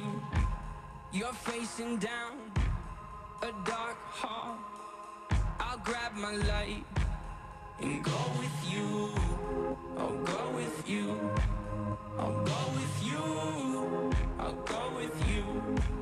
I'll go with you. I'll go with you. I'll go with you. I'll go with you. Surrounded and up against the wall, I'll shred them all and go with you.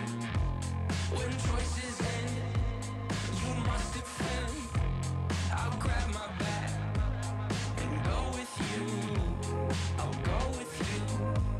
I'll go with you.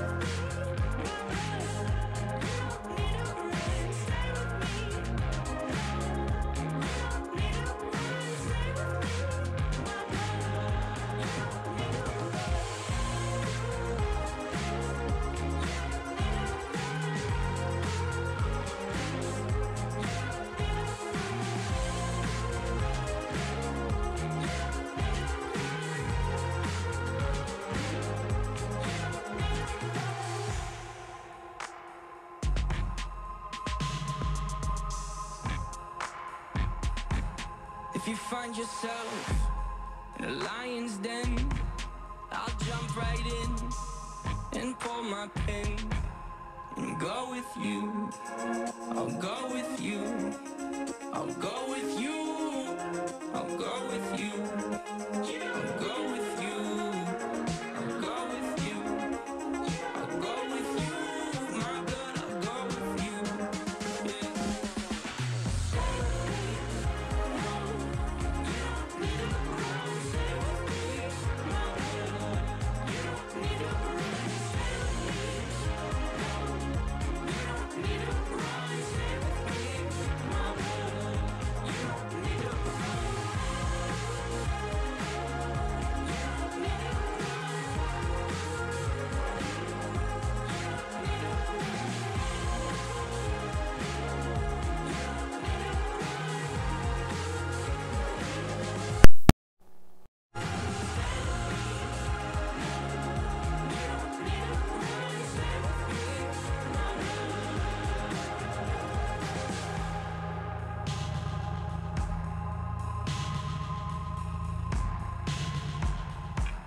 It's the Morning Invasion. The best. It's the best. Hi, I'm Steve-O Jeter. You may have just heard Dex flip-flop already. That's what he does. He flips, and then he flops, and then he flips back again. That is offensive. He is essentially the Vlade Divac of the mayoral. What'd you say, homeboy? All he knows, how to flip-flop like a professional. What? Okay. He's drunk again. He's drunk again, guys. He goes to the bathroom like 5 times a morning. I'm wondering. I'm just saying. Wondering what he's doing. He's vaping and drinking. Drinking Kool-Aid. I'm telling you. Hi, I'm Dex Todd. I work with Steven Jeter. I once saw him record an attack ad against me, all while he was drinking a Colt 45. It's true. He's right next to me. It's in a paper bag. Stop it! I'm winning. Oh, the vote. Oh, man. It's like Dex. The Morning Invasion with Dex and Steve-O. Oh, man, here we go. I'm the king of Good morning. Who's this? Oh. Why? Wow, okay. So Why? Why are you doing this to me? Not cool, man. It's not cool at all. I know. It's making me nervous, bro. Just waiting patiently here Just for the gonna wait. Reverend Ron. Oh, yeah. Call us back. See what happens. Yeah, I'm just waiting. Just waiting patiently. Just give him a call. Waiting patiently. Hey, good morning. Hey, good morning. There you are. No. There you There are, I am. Carl. Your beautiful Stand by, voice. Rev. I got Rev on the line, man. Yes. He's got a more beautiful voice than me. For I don't what know he- about for that, what he man. does. I don't know. You got a pretty beautiful voice. Why, thank you. Thanks, Carl. Okay, brothers, here he is. Reverend Ron, welcome to Albuquerque, New Mexico. What's up, man? Oh, I am so excited to talk to you this morning, Rev. What's up, man? I love that. What up, man? Man, welcome to Albuquerque. I got to tell you, we are so excited to talk to you. I mean, you're 1/3 of the greatest hip-hop group of all time. So it's kind of a big deal. Well, I appreciate, man, all that love and all those compliments, man. I'm so excited. I'm waiting for people to not only know about this Run DMC and my prior TV shows. I got a new show that I just put out. They've been talking about it all over the internet. Will Smith put up a post for me. Tracy Morgan, Gotti, Eddie, Diddy, DJ Khaled. So many people have been posting about it that it's doing really well on Netflix. It's on right now. You can stream it. You can watch all 10 episodes. You can binge it. Many people have been binge watching it. It's called All About the Washington. Yep. And I'm really excited about it, man. It's just doing really well. You know, if you liked Run's House on MTV, it will remind you of that. The only difference is it's actually a sitcom. Yeah. So my real wife is my wife, but the kids aren't my kids. They're actors. Yeah. One of the kids on the show is Anthony Anderson's son. His name is Nathan Anderson. Okay. So I have a bunch of talented actors around me and my wife, and it's off the hook. So here's my question.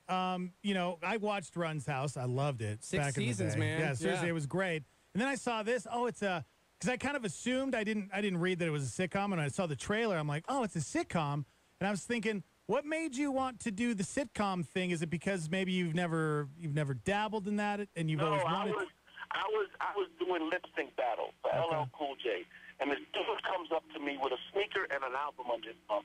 He's like, "Yo, sign this, man." He's all excited. I'm getting ready to do Christmas in Hollis, and I'm like, "All right," and I'm signing it for him. He's like, "I'm LL's agent, man. My name is Richard White. I work at William Morrison Agency, and what do you think about scripted?" And I'm 2 minutes before going on stage, I'm like, scripted? I had all these reality shows. I never thought of it. I connected him to my manager, Mike Lehman, and they started talking. Next thing you know, he's got me in Hollywood. I'm connecting with the showrunner for Friends, that big TV show. I'm connecting with Amblin, that's Steven Spielberg's company, and ABC, and they put together this pilot, and they shopped it to Netflix, and bam, I'm here. Man. Beautiful. So, man, I mean, looking at your life, looking at everything you've accomplished, obviously, I mean, one of the most iconic dudes in not just hip hop but in music. I mean, greatest hip hop group of all time by MTV VH1. You nominated and inducted into the Rock and Roll Hall of Fame. You have authored multiple books about family, about your faith. You've done so many different television series. Now you're doing a sitcom. But for me, most importantly, is your great love for Jesus Christ. So I was wondering if you could just rap for a moment about your personal experience with Jesus and how you came to know him. Because, I mean, a lot of people know you're Rev Run, but, I mean, what is your story? How did Jesus grab a hold of you? Well, my top was my bottom. When I was at the very top of the chart, at the very tip top, when I got to the top, and everything was about how can I get more, how can I be more iconic, how can I be bigger, how can I protect this space of being number one, I got really sad. Yeah. I was empty. And I had to learn. I made a U-turn, started going to church, a really good church in New York. And at that point, I realized, you know what, you can have things, but you can't let things have you. And I got to know God, and it's still that void, that massive, quote-unquote, success cannot fix, that a joint of weed can't fix, that a bottle of Old English malt liquor can't fix, that girls can't fix, that gold albums, platinum albums can't fix, that, Grammys can't fix. There's a point, for me, that's my personal walk, that my top was my bottom, and I had to level it back out, and Jesus was the answer. Wow, man, that's cool. Amen to that. I mean, I think there's so many people right now because we look at the culture around us, and we're in this place where people want truth, and they can kind of sniff out when it's authentic or not, which I think it's why the church gets hammered so much, because unfortunately we see so much things that seem inauthentic, if you will. And so when somebody can be real like that and talk about, hey man, I had it all, like Solomon basically, but it was all vanity. I'm just super stoked to be able to talk to you about that, man, because it's obviously of utmost importance. Well, thank you so much. Yeah, man. Hey, I was going to ask you, Rev, do you remember back, it was the late 90s, you were doing a show, you and Run DMC were doing a show in Bozeman, Montana, and the power went out? And I don't remember. I had the power go out a few times. Oh, you did? I guess that Yeah. the power go out for me at Madison Square, at Barclays Center recently. It was the worst. Oh. It was it felt like an eternity. People told me it was only 3 minutes, but it felt like forever. Yeah. Yeah. Dude, Bozeman, Montana to the Barclays Arena in Brooklyn. Yeah. I mean, because there was probably 1,200 people in Bozeman, Montana, and the power went out, and you guys were like, you know what, we're going for it. Yeah. Well, Yeah, it probably was crazy. Yeah, I've had it happen 2-3 times. I mean, it's power. It'll go. Yeah. Yeah. Man, we're really, really excited. Obviously, your latest show on Netflix already, and it looks amazing. And I'm stoked that it's like relationally focused because, man, I know you only have a few minutes, but talk a little bit about this crisis in America right now that we see with broken families or parents not wanting to take responsibility, and then children acting out with this lack of care for authority. Why was it important for you to do a show, a family show, based upon like this functioning family that still has some dysfunction? My whole ministry, quote unquote, is about family. If you looked at Run's House, it's about family. If you look at my book, Take Back Your Family, that was a New York Times bestseller. All that I do, my ministry, what God has brought me to, and so God has shown me that my way to talk to people is through showing happy and functional and dealing with your children, staying with them, staying with the wife, staying on the same page. You know, you can't really write a life together if you don't get on the same page. So I try to get into each child. I try to make sure that my wife is happy. So that's my job, is to bring you a show that you see happiness and you see that you can have a functional family. Man, and that helps the world. Yeah, I think it's just not seen enough. And both of us in here are fathers of 3 children. And so love and respect for everything you do, because I think it's vitally important for men to be men and to be fathers. So yeah, thank you, Rev. Thank you. There's a story of a man named Dad who had a very famous edgy morning show. Then one day, this Dexter lost his job. He was all alone. So one day when this Dexter met this fellow, and they knew that Steve-O was the one, and this duo would somehow form a show. The Morning Invasion became their show. Became their show. Became their show. Became their show. Became their show. The Morning Invasion became their show. The Morning Invasion. Be right back after this. This is a fresh thought. Listen up to Levi Lusko. Under the sun, if you're going to live that way, vanity of vanities. Vanity, vanity is the conclusion to a life with no God. There is no meaning. You mean this person takes a lot of selfies and can't walk by a mirror without grooming and probably thinks this song is about them? No, that's how we use the word vain. That's not how this culture used the word vain. The word vanity is best translated emptiness, or nothing, or no meaning, or meaningless. One person said the easiest way to understand the actual word itself is whatever's left after a soap bubble pops. What's left, the grimy residue that's left after a soap bubble pops. Thanks a lot, Solomon. Right, that's why I came to church. For more fresh thoughts, go to LeviLusko.com. Ravi Zacharias said this: when you find your definitions in God, you find the very purpose for which you were created. Put your hands into God's hand. Now his absolutes demonstrate his love, present his truth, and the message of redemption and transformation will take hold. The Star 88, Solar Flare.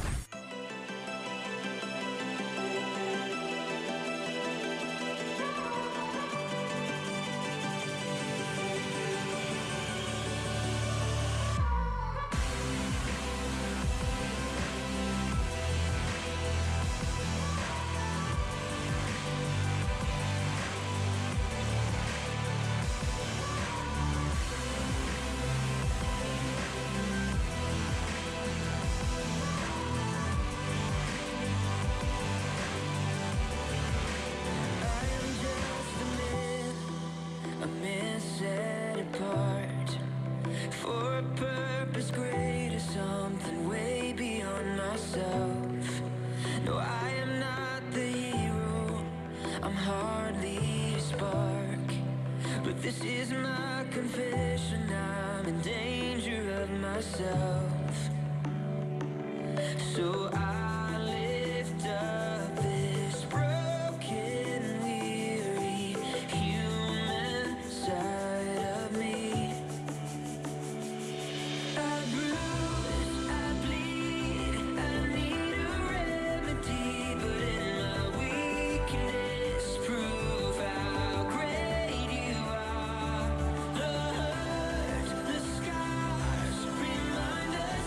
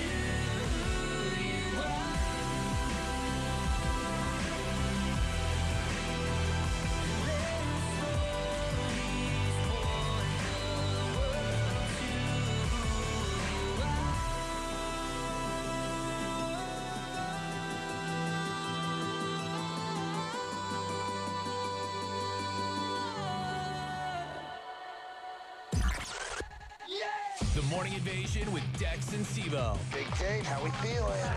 Huge day. I want it now. Could I beatbox for you guys before you let me go? Yes. You guys want to hear a beat? Yeah. Mm-hmm. All right, check it out. Check it out. I don't know how good it'll come out over the phone, but.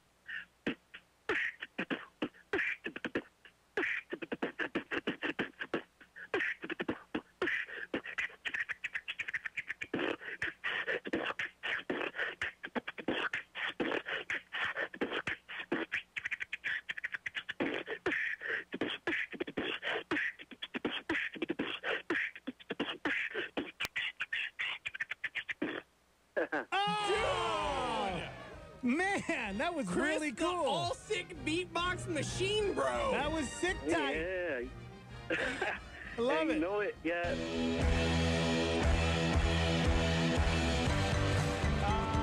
Good morning, everybody. Dex and Steve-O hanging out. Dreamstyle Remodel.